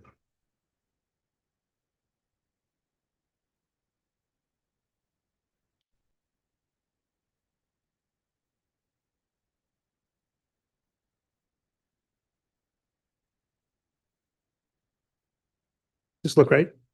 It's good so far. So just a quick overview of the facilities department. First and foremost, we've adopted a new motto for starting now, moving forward for this foreseeable future. I'm going to be open and honest. I 100% stole this from a seminar I went to a couple of weeks ago. It's up at a school district in New Hampshire. It's been up on the wall for 30 plus years. So if it can stay there for that long, I believe in it as well. And that is, if better is possible, then good is not enough. Every child, every day. So that's the motto that we're going to be carrying because we're the unseen folks that work behind the scenes, but we're just as invested as all the folks over there in what happens in this district every single day. So as I stated, I am the facilities director. I have a facility supervisor, Ray Roy, and an administrative assistant that I share with IT, Rebecca Giroux. Our staff is comprised of our maintenance team and custodial team. We have an electrical supervisor, 3 area maintenance managers, sundry custodian, and then a driver / delivery person that we share with nutrition. Then we have our custodial team. We have our 8 schools that have a head custodian, as well as the 42 custodians that work throughout the district at all the different buildings. So that's how we're comprised. You can go to the next slide. So here's some facilities bright spots. Since July 1st of 2025, the start of our fiscal year, through March 1st of this year, we have completed 3,275 tickets that were submitted and completed. That breaks down to about, well, for round numbers, around 1,900, which are reported deficiencies in the district that we have to go address. In addition to that, we have approximately 1,400 preventative maintenance items that we do throughout the course of our days, weeks, months, and years. Those are things that our head custodians and maintenance folks do, like checking fire extinguishers to making sure they're okay, testing emergency lights, doing all those routine checks to make sure all our systems are up and running as best they can to support our staff and students and everybody in our buildings and keeping them safe. This is a fun little stat. We have 1,050,000 square feet, give or take. Well, yeah, 1,090,000 square feet, almost 1.1 million square feet of space. So if you take those head custodians and the custodians, those 50 people, that breaks down to about 22,500 square feet that they clean daily. That's about the equivalent of, where is it on there? About 12 houses that they do every single day, each person. So it's pretty impressive, the amount of area that we cover and what we do with the resources that we have. One of the bright spots that we did specifically for Montello was we replaced their main entrance, the entire assembly, all the windows, all the doors, everything right there to get into that main entrance of the high school, of Montello, in addition to 16 other doors throughout the building. That was a huge improvement to the safety and security of those that attend that school. We've worked with several key contributors to renovate the STEM lab at LMS, to convert that into a STEM plus M, which is extremely successful and very popular on site. Proud to be part of that program and help them get going for this year. That's a pretty good bright spot for us. We've continued our commitment to safety. Something new that has happened this year is we've done building inspections of all our schools in tandem with Lewiston Fire Department. We did it over Christmas break and over February break because we couldn't get through them all over that first week. So we did basically half and half. They've identified a lot of life safety items that we can make better. Some things we have to do, some things they recommend doing. We're trying to get them all done. That's not planned unbudgeted expenses that we have that we're investing in our schools to keep them as safe as we can. We're also working with Safety Works, which is essentially the public sector OSHA, the operational safety and hazard, but they call it Safety Works when you're on the government side of things. So they're coming down the Friday of April vacation to help us do an assessment of our STEM spaces, our lab spaces, LRTC shop spaces, chem labs at the high school, all of those spots. We've had some turnover with staff in those positions that oversee those spots. So we felt like that was an area where we could improve some safety for everybody that uses those spaces.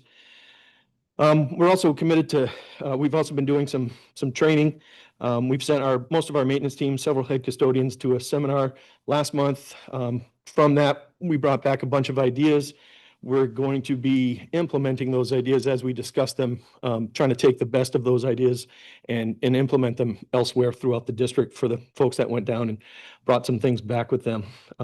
So that's kind of what we'll be doing. Let me see if there's any other good stuff on there. We also did our mandatory training. There's certain trainings that we have to do annually for all of our staff. Most of the time, it's pretty well attended. This year, we had exceptional attendance. We were 96% in this actual room doing our training for about 5 hours, where we go over things like bloodborne pathogen and how to clean them up, fire extinguisher training, how to use ladders properly, all those potentially hazardous jobs that my folks run into on a day-to-day basis. We're also working with HR to improve our onboarding to get that training done as they come on much more effectively, because in the past, sometimes it happened, sometimes we wait till the annual training. So now we're implementing that training as they come on and doing it annually and as needed, when needed as well. We have a handful of our maintenance folks heading to a training. It was actually supposed to be next week, but it's been postponed. But they're heading out with a certified playground inspector to help train our staff on how to better inspect our playground equipment. I think that's it for that one. So you can head over to the next one. These, I don't know if everybody can see that very well. It's kind of hard to see up there, but that's the before and after pictures of what Montello looks like. I didn't I have them, but I didn't present all the pictures of every single door. But you can tell the difference in the main entrance. We brought in a new color blue instead of the tan. It's improved thermal efficiency, sound reduction. It's a lot more secure and safe. So all great things. And then that's one of the popular doors that staff enters. It's right next to the library, kind of in the corner of the building. And as you can tell, what the old doors were versus the new doors, it's a huge improvement. So that's one of the feathers in our hat for what we've done this past year. And I believe that was an LCIP project that came out pretty well.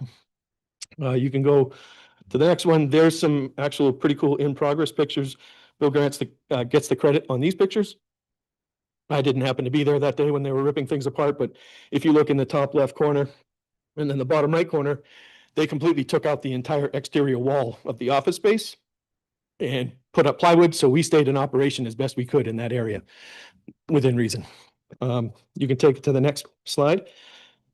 That's our why, making sure our kids make it to that field in June. So that's a perspective from the top of the high school that I took during graduation as kind of things opened up and the sun was setting, and it was kind of like perfect opportunity to go grab that. And again, if better is possible, then good is not enough. Every child, every day. So that's my slideshow. I don't have anything else that'll go with that if you want to bring it back to the rest. So recapping of FY26, we had the following areas of focus for FY26, the year we're in currently: improving communication, safety, training, and making data-driven decisions. That's what I said as goals for myself and our department for the year that we're in when I gave this presentation about a year ago. So jumping in, safety. Again, we kind of reviewed on the slideshows what we did with the fire department, what we have coming with Safety Works, the upcoming training that I have my folks attending.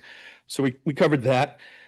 Emphasizing communication in our department, between departments, with LPS administrators, educators, and students, because we see and talk to all of them. We now have regularly scheduled operations meeting in Jake's office, or conference room, I should say, where all of ops comes together and we discuss ongoing and upcoming work as a group so we can better understand what certain departments are doing and how it impacts our departments, and we can collaborate and work with each other to get those projects done and make them work and come off as well as they can. We also have members of our facilities team meeting with each building administrator about once a month to assure we're meeting the challenges and the needs of each school. So getting out there, basically beating the bushes, trying to get that information into our hands so we can improve things, change things, fix things. You'll hear it a few times. If we don't know it's broken, we can't fix it. So that's what we're out there doing. That's the whole point of communication. What's going on? Where is it happening? What can we do to make it better? How do we make your day easier? That's our job, and we do it pretty well. One of the changes that we made going into this year was we converted what used to be called just maintenance folks to area maintenance managers.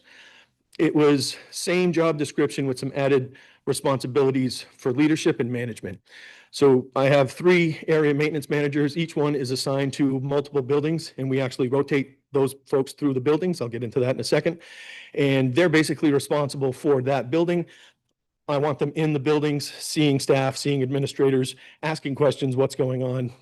Again, we can't fix it unless we know what's broken. So the more we're out in front of those folks and listening, the more feedback we get, the better we can be at our job.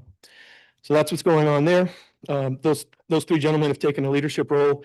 They're bringing the level of service up at each building by mentoring our custodial staff, providing feedback more often to our custodians as to how they're actually performing and where they can improve or what they're doing great, because we don't often hear how well we're doing. As I just said, we had roughly 2,500 times that somebody told us something was broken. We don't get many things where people say, hey, everything's working great. We don't get those emails. It's always what's wrong. So one of the other things we did for reporting those deficiencies in our buildings, we made a change from the Incident IQ platform, which is what the IT folks use and our staff uses to report IT issues and request technical support. A year ago, we made a change to that program so that way our staff at LPS had the same platform for a facilities or an IT issue. As we analyzed that, process the data, and actually look at the cost, we found an alternative option that is called Operation Hero that was designed and put together by facilities people. Incident IQ put together by IT folks. So it works, this works better, and there's about a $9,000 savings by making that change. So we're always looking for ways to pinch pennies. We continue to make database decisions by utilizing the tools we have available for us to analyze our cleaning processes. And we use a computer analyzation program that tells us, based on what the finishes are, how many kids are in a classroom, how many desks, how's that classroom used, or how's that space used? Is it a cafeteria, a classroom, a computer room, a staff lounge? Crunches all that information and it tells us how long does it take to clean that space, given the tools that we have. So if we're looking at a space like this, do we dry mop it and then wet mop it? Do we dry mop it and then use a ride-on scrubber? How much does that scrubber cost? How fast does it go? How much area can it do compared to how much area can you do with just a push mop? So those are the kinds of things we're using to help us better understand where we're putting our efforts and how do we spend money to save money, or do we not spend money to save money? And how do those decisions impact facilities and ultimately the bottom line? Again, talking about training, we did just send a bunch of our folks down to a training class or seminar, for lack of a better term. They got to meet with vendors, which is a great spot to learn what's coming, what's new, what new technologies out there, what new processes are out there, what can we bring back to our district to make ourselves better. You don't want to get stuck in a rut and just always, well, that's how we did it. That doesn't get you anywhere moving forward. It leaves you where you used to be. We want to keep going forward. Let me see what's next. Again, working with those folks, what did they bring back? What ideas? How can they be a better person? What are they doing to change themselves? Share that with your peers. Do they want to implement those things? Or do we want them to implement those things? So we're working collaboration, training, communication. It's all tying together. We'll continue to add to the training schedule for all employees using that collaborative approach and topics for ideas. We're really engaging more with our staff to find out what do they want to learn more about. We've brought different vendors in to show us how to use their specific equipment.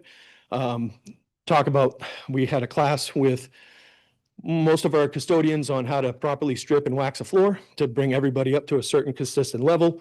Everybody got the same training. Now they know who was there. They can ask questions if they need to. They have names and contacts from some of those support people that came in to train them. So if they have questions, they can reach out to them. There's a lot of cool stuff like that happening out there. So that was where we are now. Here's where we're going next year. I tried to do my best to keep our budget as flat as possible in facilities, but that wasn't possible. I think we went up about $1 million. There's a couple significant cost drivers that we'll get into here in a second. But generally speaking, we've really tried to keep as flat as we possibly could be. I think we're 8% of the budget, which is about industry standard. So we're right where we should be. We would love to go up, but we know that's not a realistic possibility. So we're staying in the lines that are painted as best we can. We did take a hard look at utility lines, and I went as tight as I possibly could based on historical usage and the changing markets for utilities. Project work, the theme of this year is flexibility.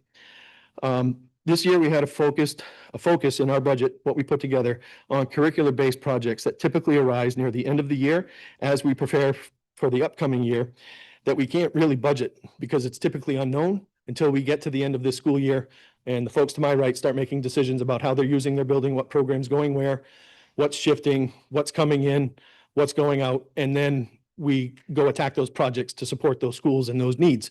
We don't know that right now. That's decided later. So we built our budget to be as flexible as it can be to accommodate what the folks to my right will typically ask for in about 2 months, give or take. So flexibility is the key. We also have a large focus on the facility condition assessment that is near complete with Harriman Associates, which is telling us areas that we need to improve, whether it's ADA compliance or aging equipment or aging systems, things of that nature. That's going to feed ideas for our budget for 10 to 15 years moving forward, as well as the LCIP side of things, which is the capital improvement program that we work in tandem with the city, which is something City Council has been asking for us to do since I've been here. So we're almost there, and that'll basically pave the road for us for the next 10 to 15 years as to where we're going to need to allocate funds. We had some cost increases in the following areas: salaries, building and grounds maintenance work, supplies and equipment. One of the major cost drivers in supplies and equipment is a van for our district electrician. Right now, he's working Well, he's borrowing vehicles as needed. The vehicle he had originally has died. We've retired it. It's time to replace that. If you pulled that van out, that line would have actually gone down a little bit, but it's up about 45 grand.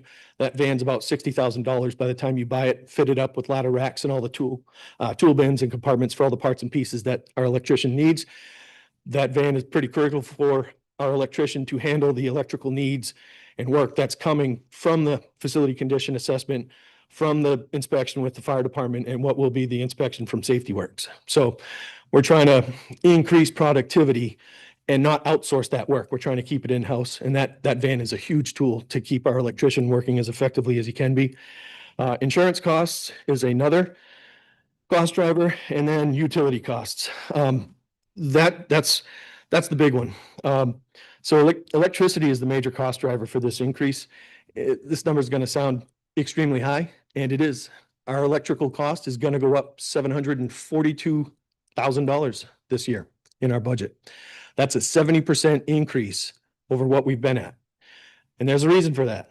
We entered into a power purchase agreement about 5 years ago that locked in our rates at about 6.5 cents a kilowatt hour, which is really, really low. And as you all know, as potentially homeowners and people who pay utility bills, especially power, those have only been going up.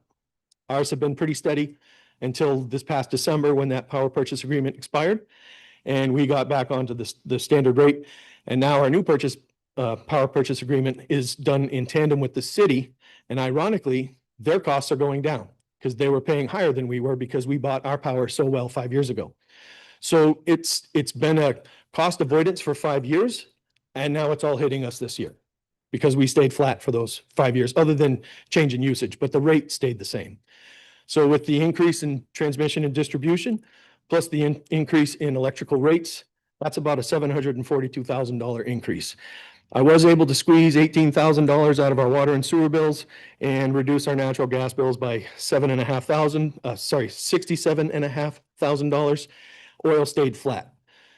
And with the climate of the world today, natural gas and oil is obviously extremely volatile. So that's a risk for us where we've put in our budget probably about a month ago when we set these prices.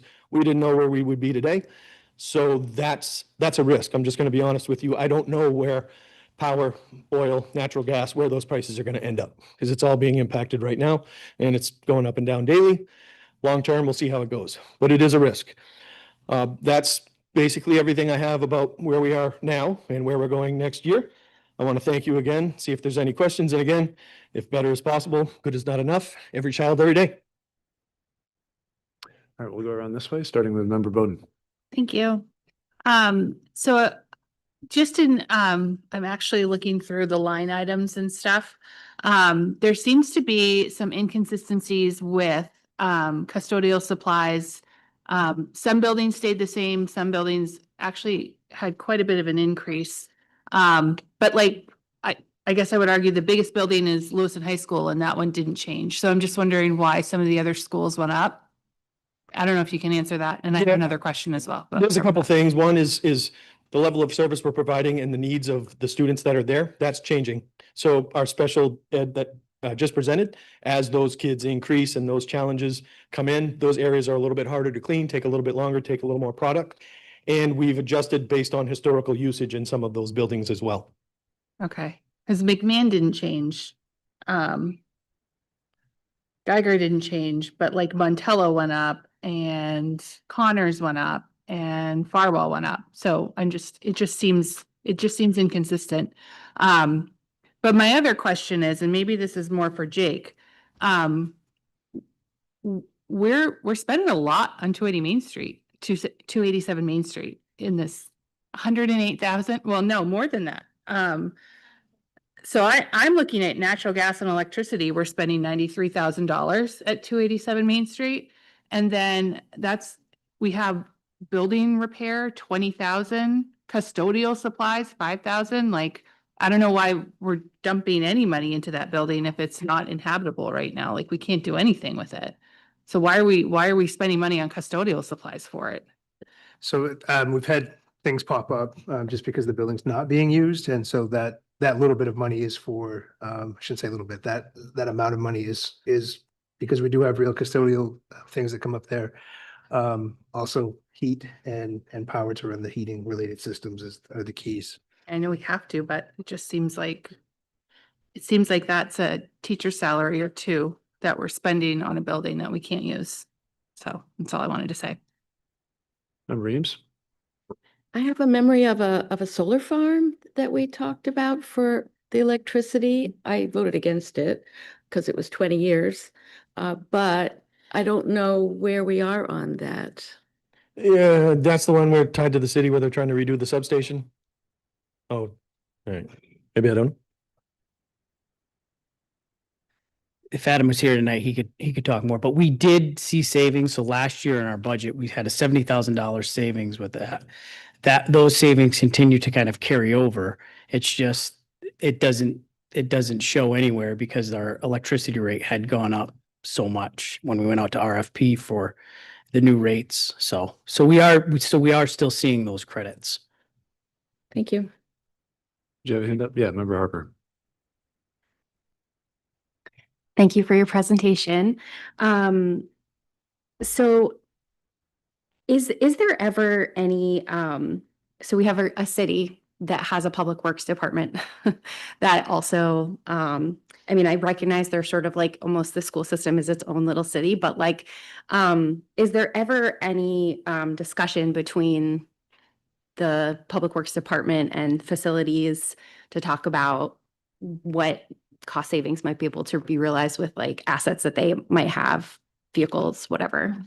Yeah. So Josh can talk about some crossover pieces that he does do, but also we sat with the city team last week and we did exactly that. We started talking about what are some potential savings if we collaborate on some different items. But I also know they're worried about some budget constraints there in their public works area also, but I'll wait for that process to happen. But we are in discussion about things that we're not currently collaborating on. And I don't know if you want to talk about some things that we do already collaborate on. We collaborate with them as much as we possibly can. They are a great asset and partner with us. We know that they have certain tools and assets over there that they let us borrow as needed when needed, whether that's a trailer or different equipment. If we feel comfortable operating it and they feel comfortable letting us operate it, there's definitely times that we go borrow from them where we don't have to go rent that piece of equipment. So there is some shared things, and we're always working with a handful of their staff, whether it's water department folks talking about our water meters or the road and grounds crew talking about plowing, because they do impact certain areas. But I mean, we plow all of our spaces. Well, we outsource all of our plowing and stuff like that. But like the loop at Montello, that's done by the city. That's a city street, the access road that comes in, the one-way street, and then the street out. So if there's issues there, if I make a phone call, they're extremely responsive and get right over there to handle whatever we may need. Member Hurd. Thank you. So the last meeting I had asked Jake for a list of RFPs, which he has gotten back to me and said that he is working on it, but where you're the one that pretty much does the RFPs for your department. Can you just kind of tell us, like, when was the last time you went out and for those who don't, RFP is like a public bid for services, for anyone who doesn't speak that language, but like our facilities and our plowing and those types of things. Like, when was the last time that as a district we went out for public bid for like a full, not a partial, but like we put out to the general public and said, come to us with your best and final for all of our toilet paper, paper towels, hand soap, hand sanitizer. Come to us with your best and final for plowing and rock salt and all of those things. Depending on the size and what the contract is, every 3 years. So we are in year 2 of our 3-year contract for plowing. I believe our custodial supply company, we are in year 2 of 3 of the agreement with them, where we but partnered with them on a group purchase agreement where we are assured to get as low prices as we can. The best part about that one is that was written where we have the ability to price shop any and everything that's in that GPO, that we can go look elsewhere. So we're not bound to that one contractor or supplier to buy everything through them. If I need a new scrubber, I make about 4 different phone calls to 4 different contractor or service providers and ask them what their prices are. In addition to that, we've let them know, like we've been beating the drum about our budget for years. So they know if they have a piece of equipment that it was a display unit that they've been taking to shows or letting people try and it has low hours, they'll sell it to us at a discounted price, but it comes with a full warranty and is guaranteed to run just like a brand new one would. But we may save 15-20% by buying that demo piece of equipment than buying something brand new.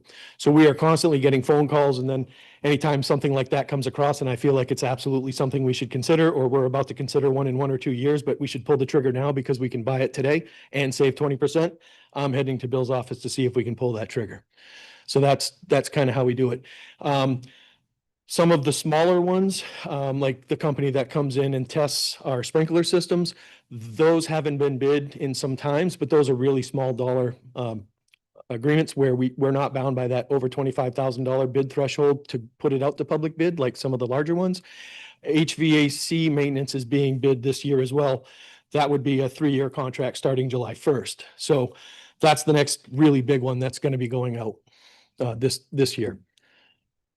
Okay, so if I'm understanding correctly, our current contract with Hilliard, that's our facilities, you're allowed to go out and shop for a better price, or you're able to go out and purchase from another supplier if they offer a better price? Either.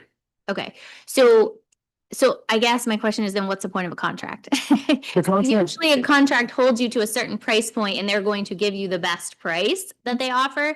And so if we're spending man hours, which those are actually dollars, to go out and price different products, like, do you kind of get where I'm saying here? Like, we're using potentially your time that could potentially be spent somewhere else out there looking for a better price for something under a contract where we should already be getting a better price. Sure. So let me clarify. 80% of what we buy comes through Hilliard. And that's because we can't change. We buy our cleaning products in a concentrated form. There's one right in the closet right out there if you want to see it. It comes in a concentrated form and there's a piece of equipment on the wall that dilutes it to the proper ratio. If we made a change with stuff like that, our paper towels, they're all specific. Our soap dispensers are all specific. Toilet papers are all specific. All of those consumable things, we never buy them through anybody but Hilliard. If it comes to equipment, if it comes to the walk-off mats that you came in on here at Connors, Hilliard sells that. We're not bound to buy that from them. We can go shopping anywhere we want. We're not bound to buy our equipment like the blower behind you. That's a Hilliard product. We don't necessarily have to buy that from them. We can buy that elsewhere. But a majority of our consumables are bought through Hilliard. We don't shop those. It's those, hey, this would be a good idea, or we need this, or this isn't working. I'm working with Cindy Gish from Geiger, where we're talking about an automatic hand soap dispenser for kindergarten kids because they don't have the dexterity to quite push on that button like everybody that's a little bit older than them. We're basically bound to go with Hilliard because we need the dispenser to match the soap, the bag of soap that goes into the dispenser. So it's a day by day, problem by problem. 80 to 90% of it is bought through Hilliard all day, every day. Most of the general consumables. It's the one-offs, it's the oddities that we have the ability to go shopping on. Okay, so I understand you have to buy Hilliard because that's what your dispensers are, but I could name you 5 different distributors that would come in and give you free dispensers for. They all will. Right, exactly. So I'm just saying, like, from my side of it, I just want to make sure that, one, we're not using man hours or your time or Bill's time or whoever's time unnecessary to go shop out products when we should be getting the best deal regardless. And then also, I'm really confused about the pricing, the part of it, which maybe we can have another conversation about it, but it doesn't make sense to me. I've never heard of having a contract with someone where you can then go out and buy other products. So I'm just really confused by that. So maybe that's like a you and I conversation, maybe that's like a Bill and I conversation, but like, and the only reason I understand this is because this is the world that my husband has lived in for 20 plus years. And so like, I listen to what he does every day. Like, I understand that side of it a little bit more. And like, there's never been a world where you have a contract where you can buy outside of that contract. That's the whole point of the contract. So I'm just a little confused.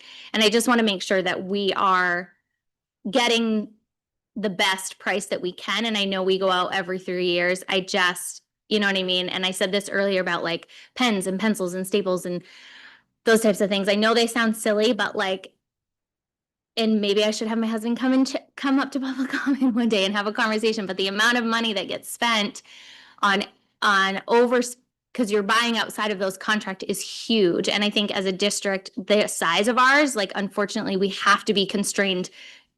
There's contracts for a reason. And so to purchase outside of those just seems like counterproductive. Well, to be blunt, we're getting the best of both worlds, and that comes from the partnership we built with Hilliard over the years and them understanding the financial situation that we're in. So they built that contract around our ability and need to go out and look for those kinds of things. Now, they know full well when they signed up for this that 80% of what they sell is going to stay with them, but they knew that we needed that flexibility on those other 10, 20% of things that we need to buy as needed.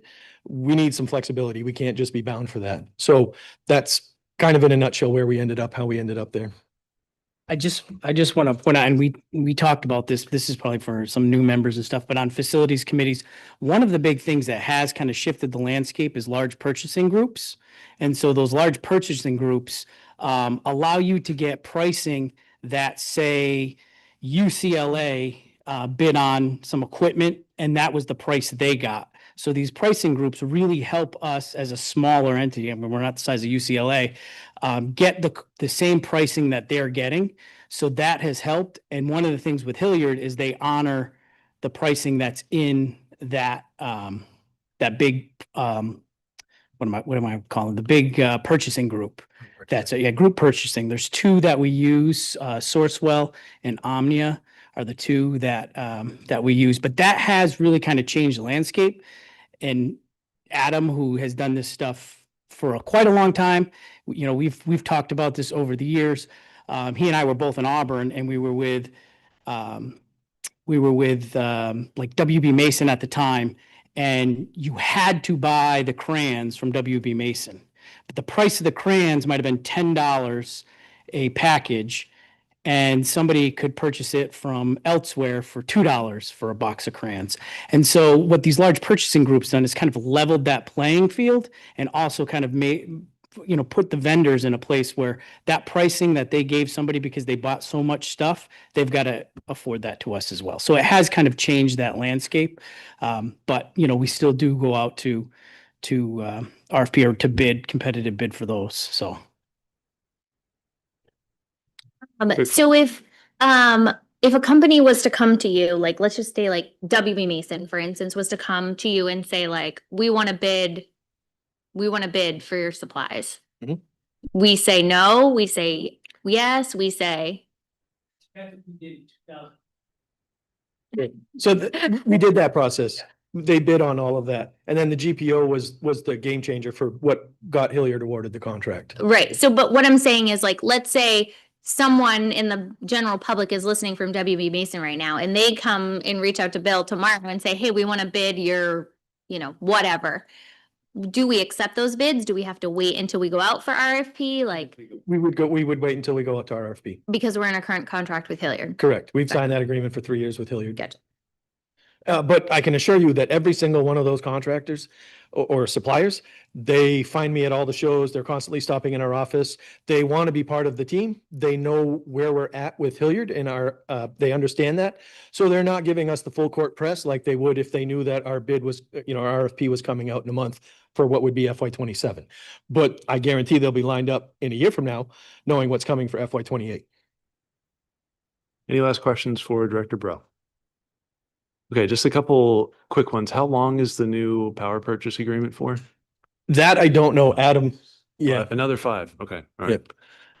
Okay. And just last comment is if any of Lewiston's illustrious electrical contracting companies would like to supply or at least sell at a good price a van to LPS, maybe we can put that out there in the ether so we don't have to buy a new one. That would be awful nice. Anything else you'd like to add? Actually, self-admittedly, I think we could do a little bit better, probably looking at government auctions to see if something like that comes along, but you're buying the unknown. Yes. You're buying somebody else's. There's usually a reason that they're at those auctions. Fair enough. So buyer beware, you get what you buy. So, hey, shoot for the stars. And if you clip one of my wings and we have to find something used, then, you know, that's where we'll land. But All right. Well, thank you very much. Thank you. Thanks for being here.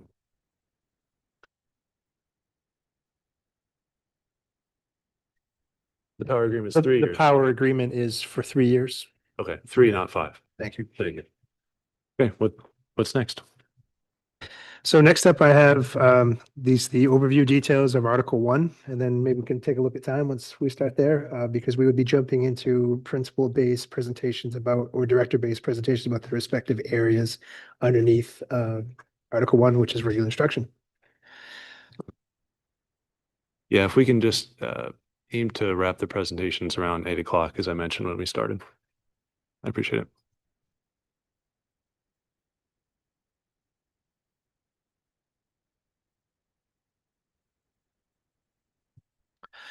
So Article 1, which encompasses regular instruction, the biggest areas of change are contractual increases, the insurance costs that we keep mentioning that we won't know in full for probably another 2 weeks typically, but as soon as we know, we'll let you know.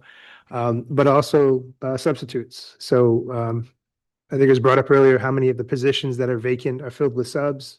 The answer is some of them, and those have a related cost for long-term substitutes.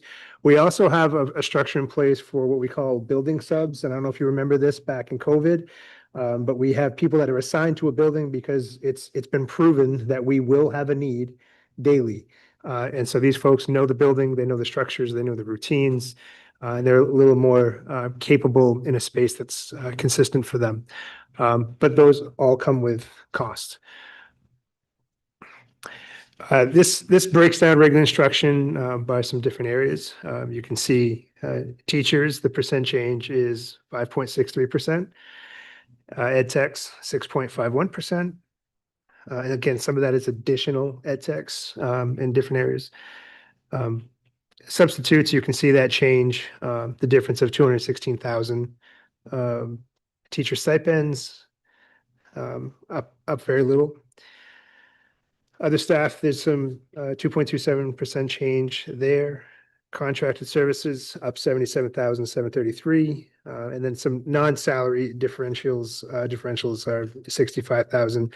This is the weaving of some reductions, but also increases based on contracts, steps, raises, and related items. For percentage increase overall, when you look at not overall, from last year, you could see that substitutes are up 21.18%. And that's again, because of higher usage, increased absences.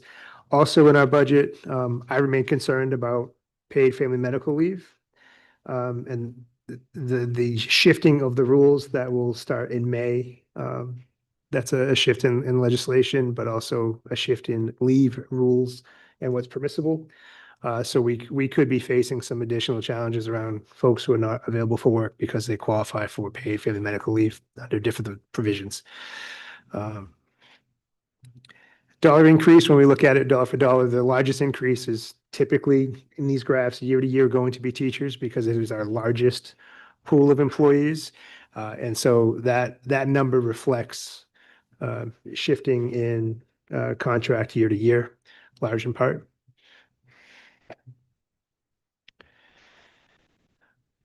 So the next piece, yeah, go ahead.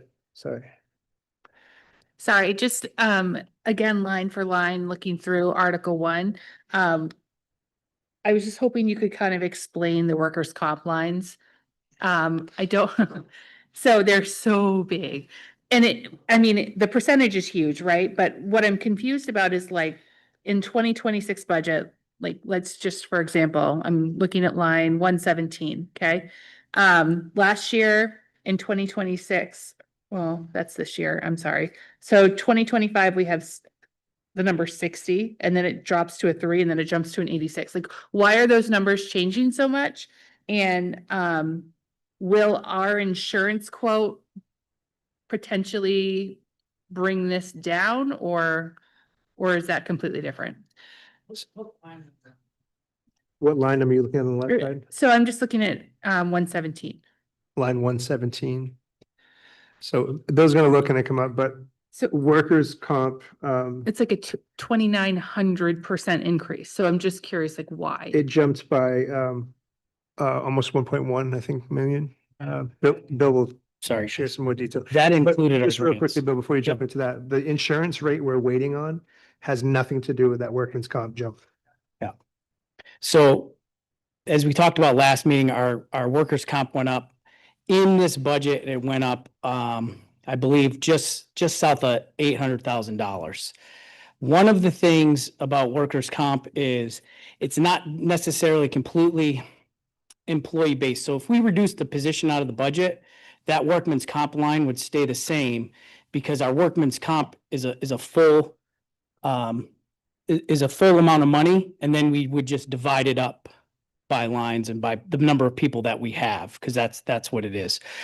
Those can kind of fluctuate. Obviously, they fluctuated from year to year, and we did have some really lean years. But this year, you are seeing all of those workman comp lines go up very significantly. Yeah, go ahead, Member Hearn. Yeah, so that was the other thing I was gonna mention under facilities, like the workers' comp is very high, and then the coverage, like does that mean insurance or people coverage? A little bit more context. The way this process works, think of it as a pool of money, and there's an arbiter that decides what liabilities exist. And so there's a few things in play here, but you have to have so much in the pool, which is part of the reason why we have such a jump this year. It lacks stability year to year as far as how much it will be. I think the city's going to face a similar conversation because we are partnering with the city on workman's comp. But it's really that arbiter's decision or that group's decision as to how much to assess a particular group for their workman's comp. So what happens to that money in the pool if it's not used? So that's what fluctuates your rates year to year. So there's some of it is related to usage, but some of it is related to the arbiter's pool piece. The part of being in a group with somebody else is, do you go to privates? This is what we're mentioning on Monday night. I'm sorry, the days blend together, but we talked about we're researching other organizations and institutions that can provide workman's comp insurance and to see what their rates are around the arbiter decisions in the pool to try to create something that's a little more consistent. But so that you kind of didn't answer my question, sorry, but like, so let's say we put up 800,000 into this pool per se, and we only use 200,000. Does the remainder go, the unused funds in the pool, does that go into our fund balance? Like, where does that money go? Is it just like, are we talking like pretend money at this, like, I don't understand. The money, my understanding is it goes into that pool and that pool is leveraged over time. We don't receive it back. There's no refund on that amount, but it does have a connection to usage. So the growth in that need is based on claims and workman's comp usage. And so when there's less usage, the pool gets drained less. We will see less for rate, is my understanding. However, when the pool needs to be replenished, you see these kinds of numbers. Do you mind if I just say quickly, this is my understanding, correct me if I'm wrong. The pool in this case is just LPS in the city of Lewiston, correct? So it's kind of a savings account, really, that we put money into. It's not like a regular insurance policy or even like a regular workers' comp insurance policy where it's many, many, many people all putting in, and financially it operates a little differently. Like in this case, we put money in, it stays there in the account until claims come in and the money comes out. Is that correct? Which is very similar to like the way that insurance works. So it stays in that pool, and then the actuaries and everything look at it, and we keep that pool at a sustainable level based on our usage. And so there's a whole kind of formula with actuaries doing all of this work. And so that pool, just like in, you pay your auto insurance, it kind of works that same way. It's just we're basing this on the city of Lewiston and Lewiston Public Schools as the ones insured. So it stays in that pool, Megan, and because that's the level they're saying that we want to sustain that pool at based on historical information and our usage for future type things. Next year, it could come back and say your pool is very full. you didn't have a lot of usage. So just to bring it back up to the full level, you only have to have this much to put back in. Yeah, you follow. So if we're doing it with the city and they say, okay, Lewiston Public Schools, you need to provide 20% and the city needs to provide 40%, but in actuality, the city used 50%, are we supposed to cover their portion if we only use 10? I mean, why are we paying for if the city uses potentially, because we don't know, this is just an imaginary number that they've come up with based on some numbers. So let's just say we put in our portion and the city puts in their portion, but the city uses more than what they actually put in, then they're taking from our portion. And how does that mean they pay more next time? Like, I'm all about like buying power, okay? But also at the same time, like, we don't have the flexibility to pay more or give more than what we can give. Counselor Hartman, do you have a response to that or a different question? No, it's related, I think. So we are self-insured for this, right?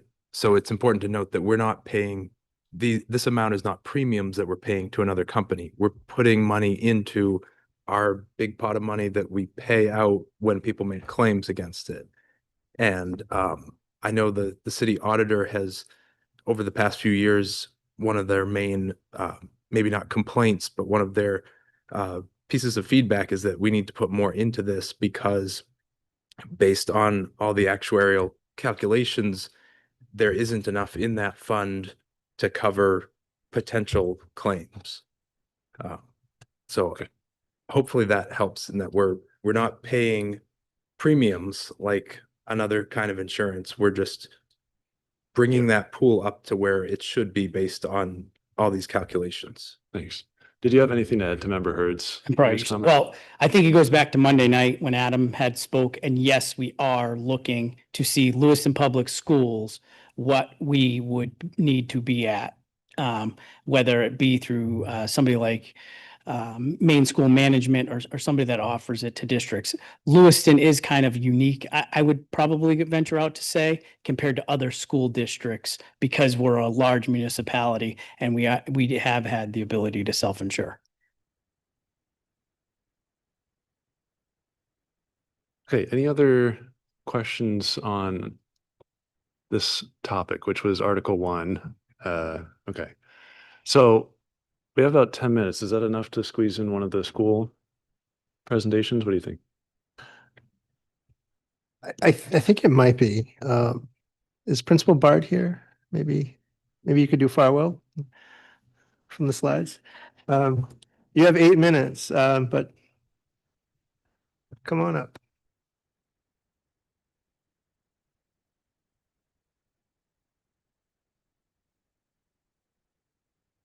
I'll take one for the team.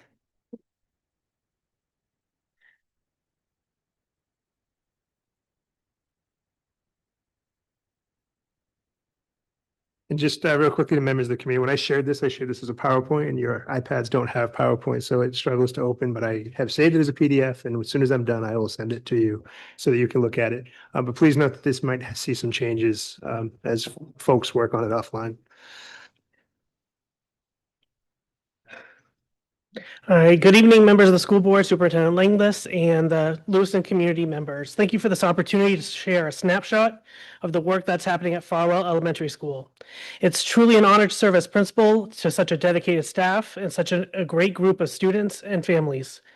Farwell is the home of 431 students, which is a plus 20 from last school year, and supported by a team of 105 staff members. Our administrative team includes myself as principal, along with assistant principals Brianna Lunn and Ryan Patry, who have joined me up here tonight. Together with our teachers, ed tech specialists, and support staff, we work each day to ensure that every student who walks through our doors feels safe, supported, and ready to learn.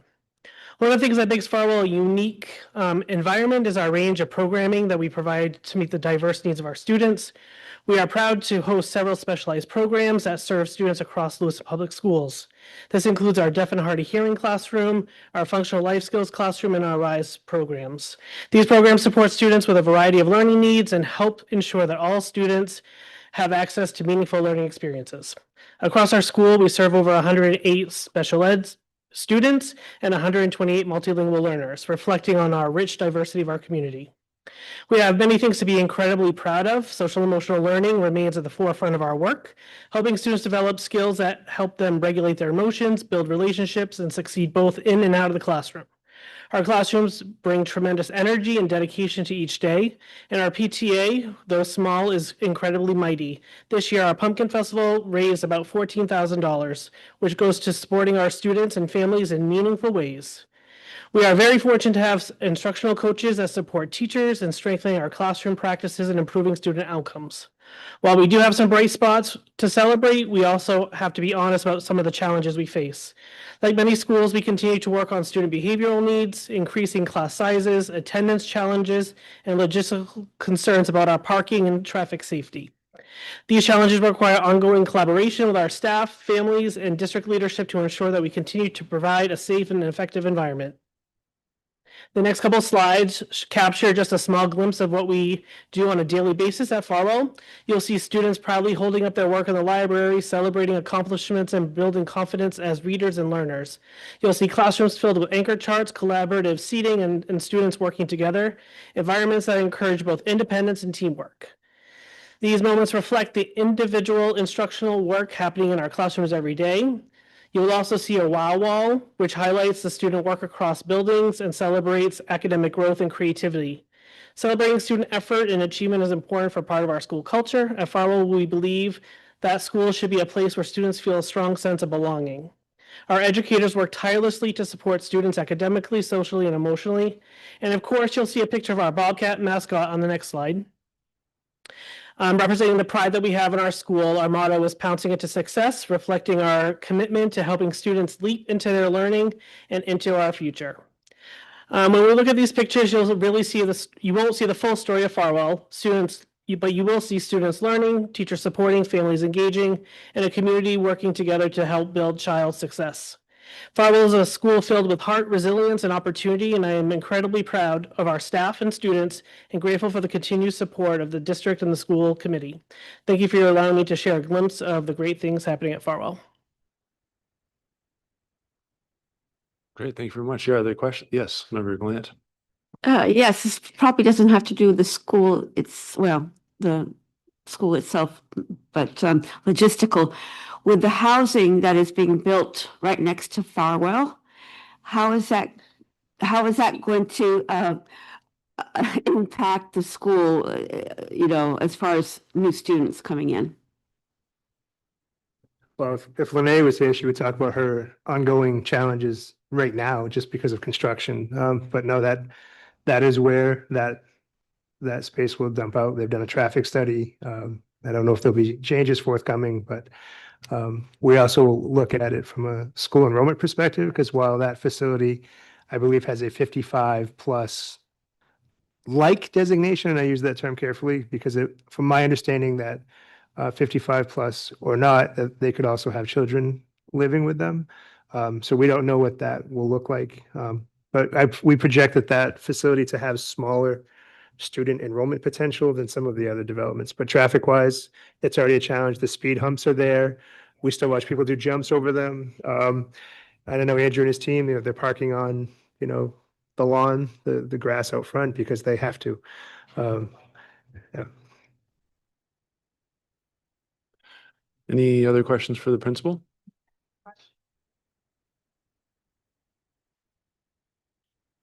Do you have a question? So every year I always ask, I always ask my question, like, we love your bright spots, but also like, what are your struggles? But you did share this year, so clearly you're prepared. And I think that's fine. But anything else other than what you shared, like what you're dealing with besides like parking, traffic? No, I think that's good. Okay. Okay, well, thank you very much for being here. Thank you for your presentation. Okay. Yes, Member Hurd. Member Hurd and then Member Glant.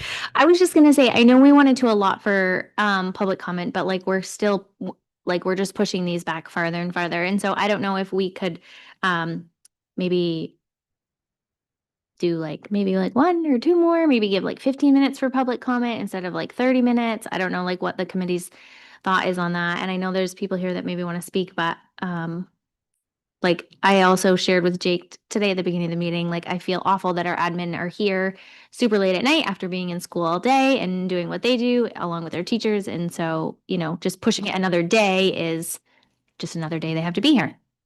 Yes. Yeah, I was thinking the same, but did you have something to say first? I was just going to say that we have time built in at future dates. I understand that folks are here, and I do appreciate that. But we do have multiple dates built in at the end that are, if needed, and I get the sense that we'll need them one way or another. So before we continue, could I just get a show of hands if someone came tonight who is intending to give public comment or would like to? Oh, okay. Okay. Well, that's actually very manageable. If you don't mind, I think it would be great then if we do at least one, if not two more presentations, and then we can still fit in public comment before we end at 8:30. I appreciate that. Yeah. Not as much as, so next up, we Yeah, have Geiger, who Thank will you.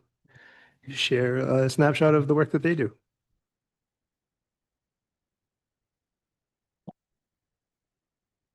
Good evening. I'm Cindy Gish. I'm the principal at Geiger Elementary. This is my 11th year there, and we're excited to share about our school. I have our special ed assistant principal, Christiana Ellis, here with me tonight, and Michelle Dunham is our other assistant principal that could not be here tonight. I don't have a formal speech like Dr. Bard, but I have my sticky notes with my highlights.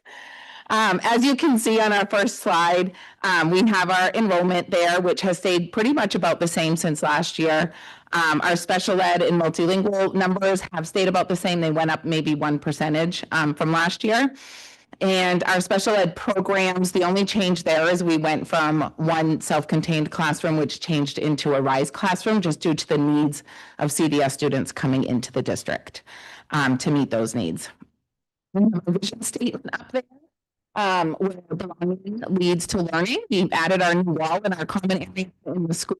If you visit the school, we have all the student and staff handprints there just to show that we are a team and that we all belong and the school belongs to everyone. As you can see on the slide, there are way more celebrations and strengths than challenges, but the challenges are big. Sometimes they feel really big and sometimes kind of take over some of those bright spots. But sharing our bright spots, number one is our staff. They are dedicated, they work hard, they show up every day, they love our students, they support each other, and we definitely couldn't do what we do without them. They are what makes our team so strong. Second is our, I don't want to say second, even our students, like that is what we're there for. We love our students. We try to celebrate them as often as we can. And we really want that sense of belonging. That's something that we've been working on really hard the past few years, is to give students more choice and feel like that is their school and that they have more ownership over some of the things that happen there. Some of the bright spots that you see in some of the pictures on the next slides, cultural celebrations, chorus performances, our drama gators. They just did a show this past weekend of The Lion King, and it was, I can't even say how good it was. Like, it was just incredible. I sat there Friday night literally with tears in my eyes, and if you know me, I am not a crier. So that's like kind of huge. Like, that just says how good they were. Like, they were just phenomenal.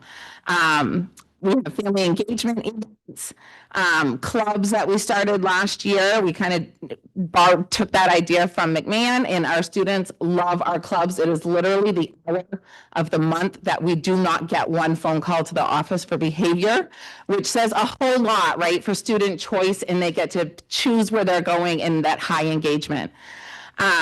I can't say enough about our student leadership team. We have this incredible group of 5th and 6th graders this year that have just taken on so much.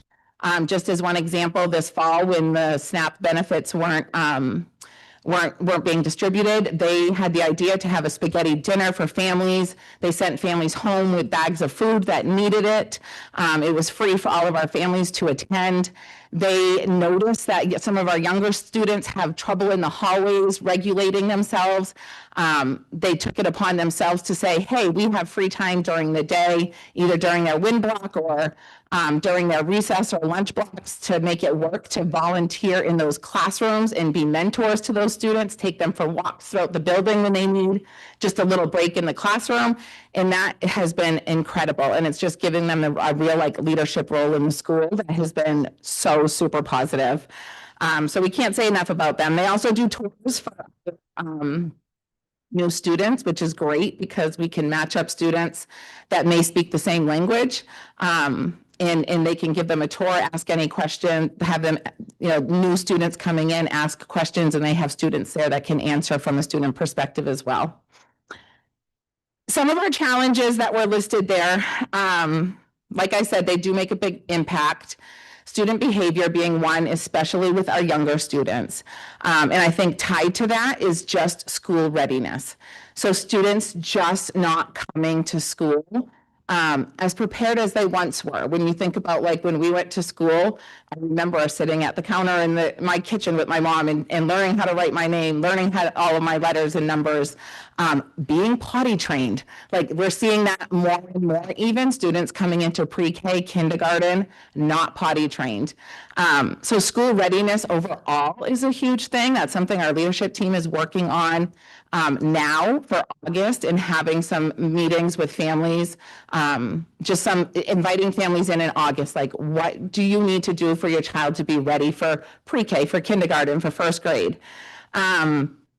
Student attendance is always continues to be an issue, especially since COVID, but it is getting better. We looked at data just yesterday at our admin meeting and it is starting to go up, so that's good.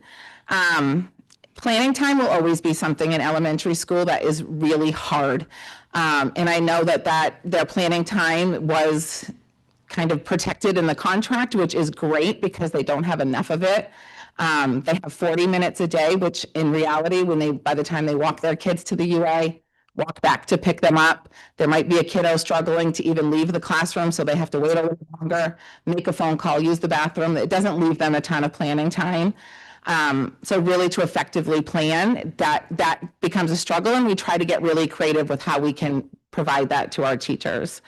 And just scheduling demands. When you have students that have multilingual needs and you have students that have special ed needs, and trying to fit that all in and staying to the schedule and making sure like, okay, this kid is gone at this time, but I still have to do a reading group with them. It makes it tight throughout the day. So those are just some of the things that we work really hard with our teachers on. So even though there's not a ton on there, it does make a big impact on the teachers in their days. So that's kind of where we are at Geiger. Thank you very much. Are there questions for Principal Gish? Yes, Member Hurd. I'm not going to ask you your challenges. You guys, I'm so proud of you. Like you come now and I don't even have to ask you. But I want to echo what you said about how little calls you get to the office during your clubs and how telling that is as a district when our kids are engaged in something that they're passionate about or they're interested in, something that's holding their attention. And so I'm not going to beat the dead horse about programming and testing, but I do think that's a huge testament because unfortunately, we are restricted by what the state requires. Right. And so the fact that I know it started with McMahon and my kiddos were at McMahon, and that was literally like the whole highlight of their, month. And so I think it's amazing that you guys have taken it upon yourself to also offer that for your students because, like you said, kids kind of, when they're in control of things and they feel like they have control, sometimes they are, I don't want to say better behaved, but better behaved, more engaged, I guess I will say. So I do think that's amazing. And I just hope that we can continue to build on that as a district in offering things that our kids are interested in. And I know we do to a certain extent, but I think that is like a true testament to like where we can go, like where else are we going to go from there? So yeah. And it would be great if we could be knitting and playing, pickleball all day. We're in schools, right? And we have to do that learning, but it is something that we're working on with our leadership team too, is where else can we offer choice throughout the day for students because they do have so little of it throughout the day. It's pretty go, go, go all day. So how can we build in that choice for them through academics as well? I just ask, you mentioned, so behaviors have been more of an issue with, I think you mentioned pre-K or K through second grade. Would you say for grades 3 through 6, it's good or improving or just a different level of challenge? I think it is a different level. And I do think that the work that we do in the younger grades, like with the SEL work that we've done with Ruler, with identifying feelings and how can I change that, that does eventually, they catch on eventually, and they're able to do that work a little bit better as they get older. And we even see that change sometimes happen between first and second grade as well. But I think the students coming in look a little different than the students coming in 10 years ago. And they just have a harder time regulating their emotions. And that's something that we work really hard with our younger kiddos. Thank you. Any other questions? Okay, thank you so much. Thank you.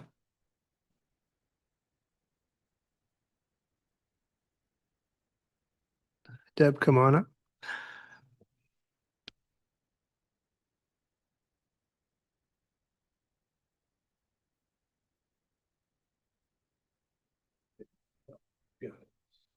I'm getting better and better. Good evening. Thank you for this opportunity for us to share our bright spots and some of our challenges. As I head into the second year principal at Connors, Deb Rodrigue, our biggest bright spot continues to be our students. They are champions. I do want to share that on opening day this August, I talked about how the staff are the heartbeat of Connors and that our students are the pulse. Our staff bring dedication, care, and commitment that keeps our school moving forward every single day. Our students bring the energy. It's maybe a little too much sometimes, but they bring the energy and the joy and the love that fills the walls of Connors. Despite challenges that our families can face and we face day to day, our students still continue to show incredible kindness and compassion. It is not uncommon to see staff greeted with hugs and even students saying, "I love you." Arrival and dismissal are really two of my favorite times because I get to see all the champions come and go, and they are running down. So many times I say we need to pull a video because they are running down with arms wide open to give a hug. So it's just amazing. So that heartbeat and pulse together is what really creates the caring community at Connors. And I jumped right in because of time. So I know you have the slide right in front of you. Whitney and Travis is my assistant principals. We have 2 special ed assistant principals. Student enrollment 717. It is lower than where I was last year when we presented. I believe we were about 744 or 750.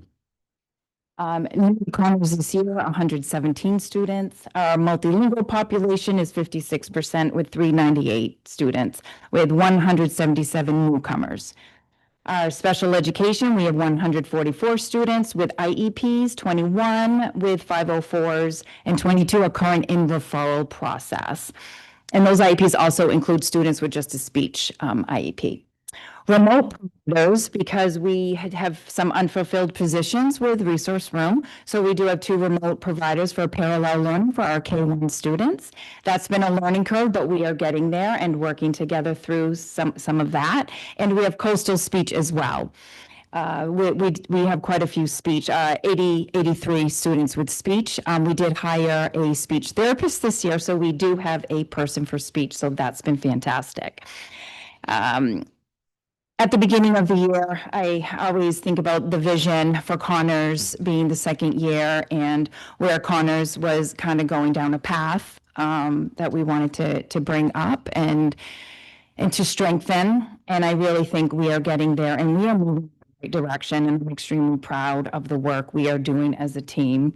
I am proud to say that the culture continues to grow at Connors, and I can't stress enough how hard my staff work, and that's every department at Connors, and they know one team. That has been my message this year. Last year, I talked a lot about in it together. Together is always better because we can't do this work alone. Our staff work very hard and are deeply committed to our students who are in front of them each day. Connors serves a very diverse community, and it is highly transitional. population. Despite that and some challenges that can come, my staff continue to show up and to support our students. My staff are there because they really truly want to be there. Another bright spot that we work very heavily on is attendance. We are at 93%, so our attendance continues to get better and better. I do want to say our truancy is at 4% this year. Last year at 4%, still too high, but the year prior to me we were at 18% truancy. We are working very, very hard at getting our kids to school and understanding the why and getting them in interventions. And it's a lot of work, but we are getting there. Very strong MTSS team. I'm very proud of them. We have increased our tier 1 observations to support classroom teachers, clarified expectations for behavioral support plans and the referral process for interventions. We have our own Connors handbook for the MTS process to really guide our work to streamline processes. And we also prioritize the collaboration between administration, our counselors, our interventionists working together to support the needs of our students. Through these systems and streamlining these systems, we've provided interventions for 81 students in grades K2, 84 students in grades 3-4, and 78 students in grades 5-6, addressing both academic and social emotional needs. I have to I'm just going. I'm just trying to get through this. You will see through some of the photos our professional development. Going to some of the professional development, and I'm walking down the halls with some of the literacy and the math with the work that all of our coaches are doing, and our SEL coach. Hearing the laughter down the hall, and this is a big school, hearing the laughter down from one wing to the next wing and just the engagement of staff after a long day is just amazing. So there is great learning happening.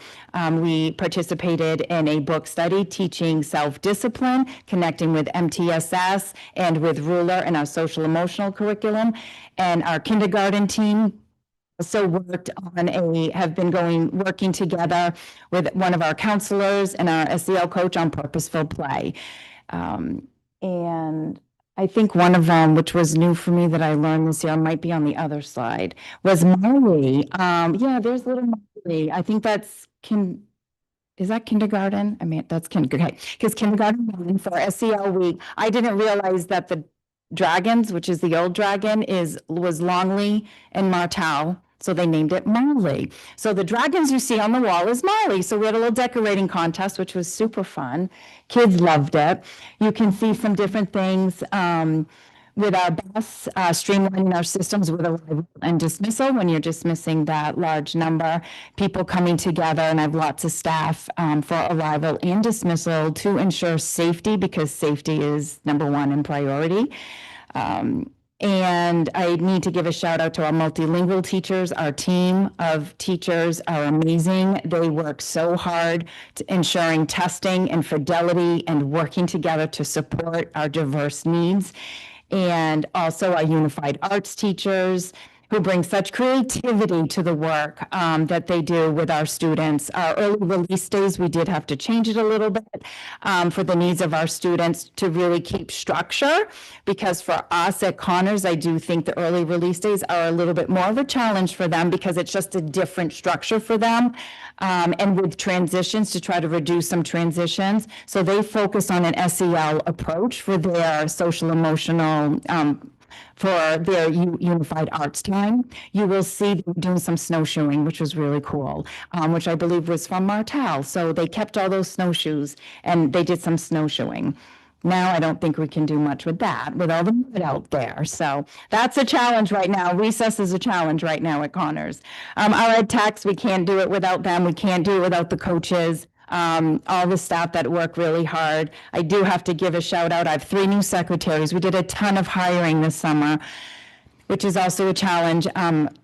Having staff filling positions, we still have open positions, but my 3 new secretaries, 2 in the front, the special ed secretary, have been truly amazing, as what I've been really trying to work with my team on, really establishing processes and procedures and just tightening up on processes and procedures. Our school nurses, our clinic is busy every day, all day. And they are working tirelessly, supporting not just our students, but our staff as well, because staff are sick, and they do such a great job with that as well. And I do have to give a shout out to All State Cleaning custodial crew. This is, like I said, this is a large crew. When we talked about some materials with the cost increasing, I know Cindy Gish talked about this at the younger level. We do have students coming in, not just in kindergarten, but in first grade. Some are not quite potty trained yet. They just have a little difficulty, even with our newcomers. They just need a little support with things, whether it's eating, using the facilities. So there could be a little bit more cleanup to do from time to time, but that's okay because we're here to support them. And although with our challenges, I think I already talked about the hiring, substitute coverage when there's last minute call outs for that is a super challenge. We do it. We try not to pull. So coaches can still be coaching. We work really hard to fill it. We do it. We do it as a team. We are one team. We make it happen. I think scheduling is something we are going to continue to work on with our large multilingual population because of the pullouts. It's a great program. It's great stuff we're doing, but it's just things we need to keep working together, meeting the needs for our students.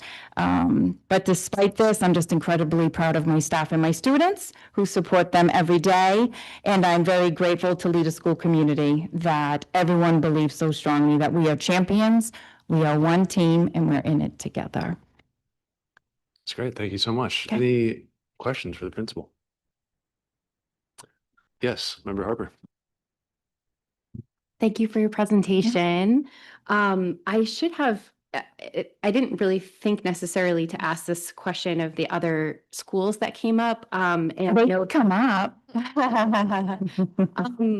you know, and this is my first time going through this process, so I also don't know if y'all are planning to be at other sessions, budget sessions, but I know we just received this list of the staffing cuts today. Any just reflections on what that would mean for your school? Like, there's a bunch. I think, like, you talked about the coaches, like I heard you say, like, we can't do it without them. And I think we talked to, there's 3 coaching positions. Yeah. I don't know if you actually spent real time with this at all either, the list of. Yeah, it's processing, and I think it's one of those things we have to adapt and reflect, and I'm always thinking, okay, what does Connors, we all think about what do our schools need, and quite honestly, since I've worked at Connors, we've been short and had filled positions. And like I said, we make it work and we will do the best that we can. And we work on just restructuring and looking at the needs. And I always say, it's who's in front of you. And depending on whatever happens, and when I think specifically at Connors and those positions, it would be some restructuring, and looking at that and to see what we can do. And then the larger picture, I know how Jake did mention one of the sections with the dean and the SEO coach and that, and kind of reframing, restructuring that piece. And he talked a lot about equity because some of the positions look a little different, same but different in different schools. And I think as a district, I think we're a very strong administrative team. The district level has been very supportive, like Bill, Jake, Sue, they've all been very supportive. So I feel, being my second year here compared to last year, when we were at the table as an administrative team meeting, it's like we need to meet as a team and really discuss this together. And we were really able to do that and work together and support each other. So schools supporting each other. So I feel very supported that way. I don't know if that answers your question, but. Yeah, I mean, I think I hear you saying that we're gonna do what we can to be so as possible, which is exactly what you have to do. Yep. But just as a general thing for everyone who happens to be like listening or it's helpful for us to just have that information about what is any information that we can get about what are going to be the real impacts. But yes, I totally thank you. You're welcome. Yeah. Okay. Thank you so much for your presentation. Okay, so with that, we are going to shift to a brief public comment period, and thank you everyone for who is here and everyone on staff. Back to the speaker. But thank you for everyone's patience. So we are going to open for public comment. I saw 3 or 4 hands, so just use the usual limit of 3 minutes per person. Now, I don't have the full spiel in front of me about the public comment rules, but the general rules still apply, but keep comments civil, directed to the chair and so on. One that I do want to just mention that might be applicable for budget related comments is to not mention specific individuals, positively or negatively, but you can refer to fields and types of work and so on, but not specific individuals. And also please start with your residence and your affiliation with LPS. So please go ahead. Thank you. Yes, my name is Kaylee Pulsifer. I am a parent of 2 students in the district as well as an employee. So I'm an ed tech, I'm a former art teacher, and I'm a United States Army veteran. I'm speaking tonight knowing that our district is facing the elimination of 30 positions across the district. While the specific positions had not yet been publicly clarified before I came up here, changes of this scale affect the daily functioning of our schools and the people who work most closely with students. In my work as an ed tech, I often see the moments that are not visible on a spreadsheet. Not long ago, I sat on the floor with a student who was completely overwhelmed. It took nearly 20 minutes of a calm presence and patience before that student felt safe and ready enough to return to the lesson. That moment didn't involve a worksheet. It didn't involve curriculum. It involved connection. And that kind of work is happening quietly in our classrooms every day. Earlier this year, the superintendent's contract was renewed, and I want to acknowledge that retaining strong leadership is important for any district, and stability in leadership can be valuable. What has been difficult for many staff members is understanding how these decisions connect to one another, especially when the people working most closely with the students are facing uncertainty. Greater transparency around these decisions would go a long way in helping staff feel included in the process. I also read the Sun Journal article, and there was a comment from school board member Megan Hurd suggesting that the spending habits of rogue teacher spending on Amazon might somehow be part of the problem. And if we're trying to understand a structural budget issue, blaming teachers for purchasing classroom supplies is not a serious solution. But what concerns me the most tonight is the lack of transparency many staff members are experiencing as these decisions are being made. Too often, it feels like decisions, like absorbing positions or duties, are made without the people who work most closely with the students being part of the conversation. When that happens, staff and admin can begin to feel like 2 different teams rather than one school community, working toward the same goal. Leadership author and Navy SEAL Jocko Willink describes leadership as taking ownership of outcomes and working together to solve problems rather than looking for someone to blame. In schools, we are trained through TCI that the most powerful tool we have with students is connection. Dr. Bruce Perry reminds us that the most powerful buffer in times of stress and trauma is human connection. But connection doesn't only apply to students. There's a trickle-down effect in our schools. When staff feel disconnected from leadership, when decisions are made without transparency, and when the empathy and flexibility we are asked to give our students is not extended to us, the adults in the building, burnout increases. And when staff burns out, ultimately, students feel that impact. Dr. Becky Kennedy writes in Good Inside that people grow through connection, not correction, and the principle applies not only to children, but communities as well. We are facing difficult budget decisions and possible position reductions, and this moment could be an opportunity for growth in our district. We could commit to stronger. Wrapping up. We could commit to, I waited a really long time to say this, and I proved it, so give me a moment. We could commit to stronger communication, greater transparency, and more collaboration between staff and admin, because strong schools are not built by dividing people into teams. Tonight, I hope we begin asking an important question together. What kind of school community do we want to build? And how can we make sure every adult in that system feels connected enough to help our students succeed? Our students are learning every day from the adults around them. If we want them to build strong communities, then we have to model first what that looks like. Thank you. Thank you. Okay, next up, and please start with your name and affiliation to LPS.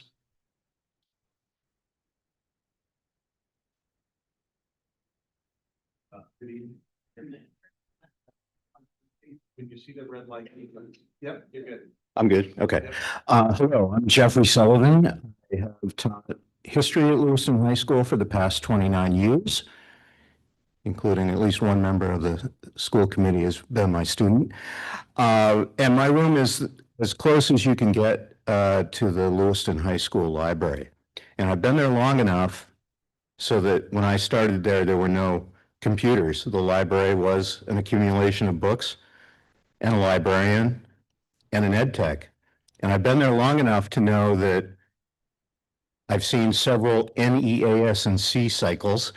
And the first one I saw in 2000 said, "You're a big enough school, you should have a full-time librarian and not one ed tech, you should have two."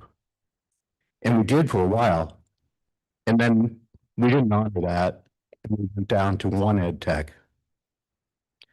And now we're at this really troubling position where you're actually considering having a full-time librarian in what is possibly the biggest high school in the entire state.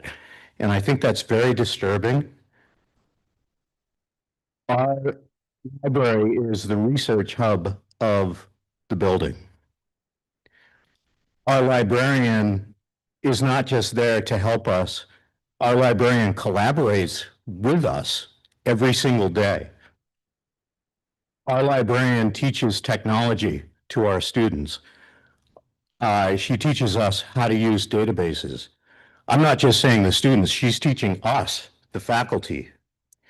We talk a lot about the importance of the student-facing professionals.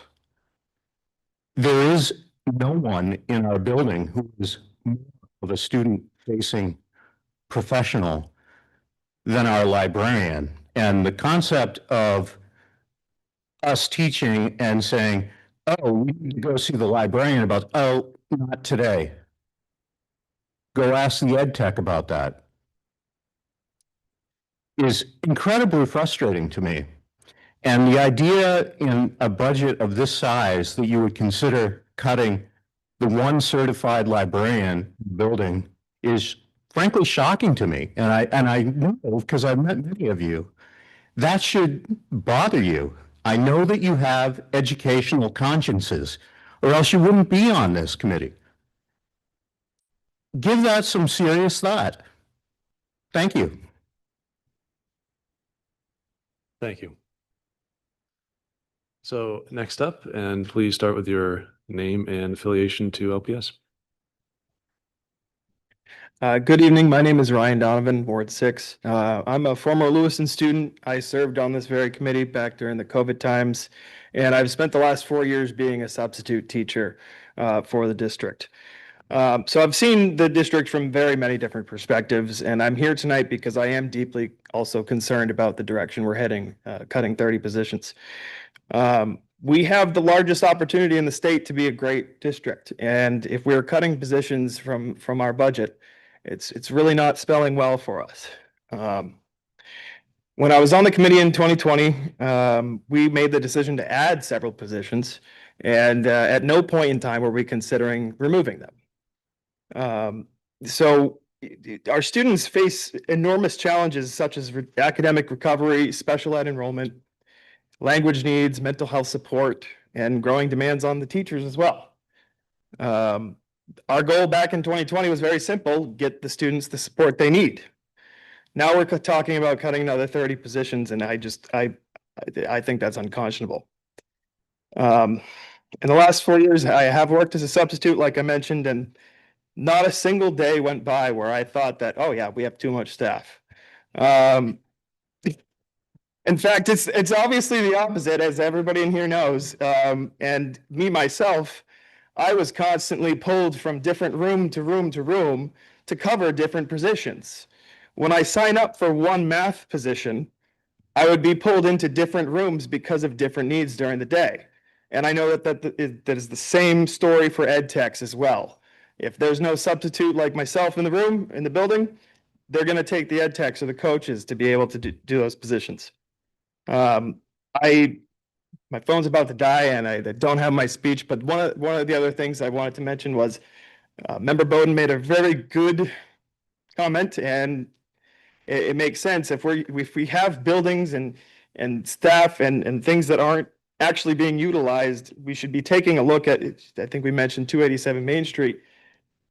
We should be looking at other opportunities and other ways to cut the budget if we need to make those cuts. And me as personally, as a taxpayer here in Lewiston, I don't care if we raise the budget $10 million. I want our students supported, period. I had a lot more to say, but I think that everybody else is very aware of what's going on. And I just asked the committee to please reconsider this proposal. Thank you. Thank you. Next up, and please state your name and affiliation to LPS. Hey, good evening, everyone. My name is Sarah Graney. I am a citizen of Lewiston. I am a teacher at Lewiston High School where I teach English, multilingual studies, and also functional life skills. And I'm also a member of Ward 5. I don't have a speech prepared tonight, but just very briefly, I moved to Lewiston in 2013. And at that time, I was a substitute teacher, and I had the privilege of substituting in every school in the district at that time, and then came into a much better place in my life and was able to apply for a position at Lewiston High School, and they took a chance on me and hired me as a RISE BHP at that time. And during that time, I was able to basically be in every single classroom at Lewiston High School and experience not just the wide range of programming, but the diversity we have. And that has only grown since 2013. I was just telling the students today that we are, if not the single most, almost tied with first for the most culturally diverse high school in the state of Maine. And that's something to be proud of. But I have seen a lot of shifts over the years. I've seen people come and go, but one thing that remains the same is our commitment to our students. I had the privilege last summer, the district graciously sent me with a bunch of other educators and administrators to a conference in DC. And I remember one of the presenters, there were many good things that were said and that I took away from that. But one of the biggest takeaways was the definition of commitment is doing what you said you would do long after the feeling you had when you said you would do it has passed. And I know that we are in such difficult times right now. It can be difficult to stay committed to what we said we would do long after the feeling that we said it has passed. And so I would ask you tonight to think about that. I'm a little bit nervous, as you can tell, my voice is shaking, but a wise person once told me, speak the truth, even if your voice shakes. And I've had the opportunity to sit here tonight and think about staying silent, and I'm choosing not to stay silent tonight. I tell my students to do no less. I really just briefly want to touch also on the librarian position. I do understand that we have to do what we have to do, but when you have a school as large as Lewiston High School with diverse needs as well, then we need an expert. We need someone who's not just a curator of books, but an expert on resources and who is also an archivist. Just the other day, a student came in and was asking for information on a certain person, and the librarian just very politely asked, well, what year did they graduate? And quickly went and retrieved the information that student needed.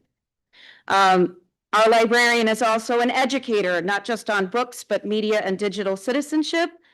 And my time is clearly running out, but they provide materials that also help our educators to fulfill our SEL requirements and our PSYOP requirements as well. I think it's really important to think about that. And I also will tell you, I began my humble journey as a teacher. This is my 5th year as a teacher, and I began that journey on a cart, traveling.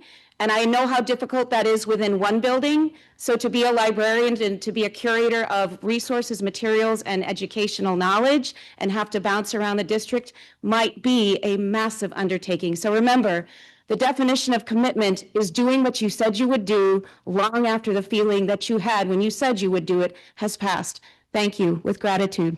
Thank you very much. So I'll conclude the public comment for this evening, and I think we're going to head towards the end of the meeting now. Yes, Member Hurd, did you have something? I was just going to make a motion to adjourn. If I could just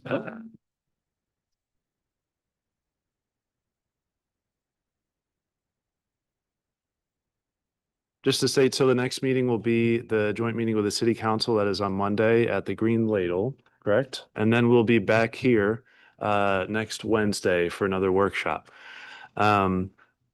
Anything else you need to add before we adjourn? Okay, so Member Hurd did make a motion to adjourn. Is there a second? I'll second it. Okay, moved by Member Hurd, seconded by Member Bowden. All those in favor, please raise your hand. Any opposed? I mean, Okay. I wish I could have spoken on it first. Why are we not doing all Okay, I'm Why are sorry. we not doing all the schools? Yeah, we can talk offline. The motion did pass, so we are now adjourned, but thank you all.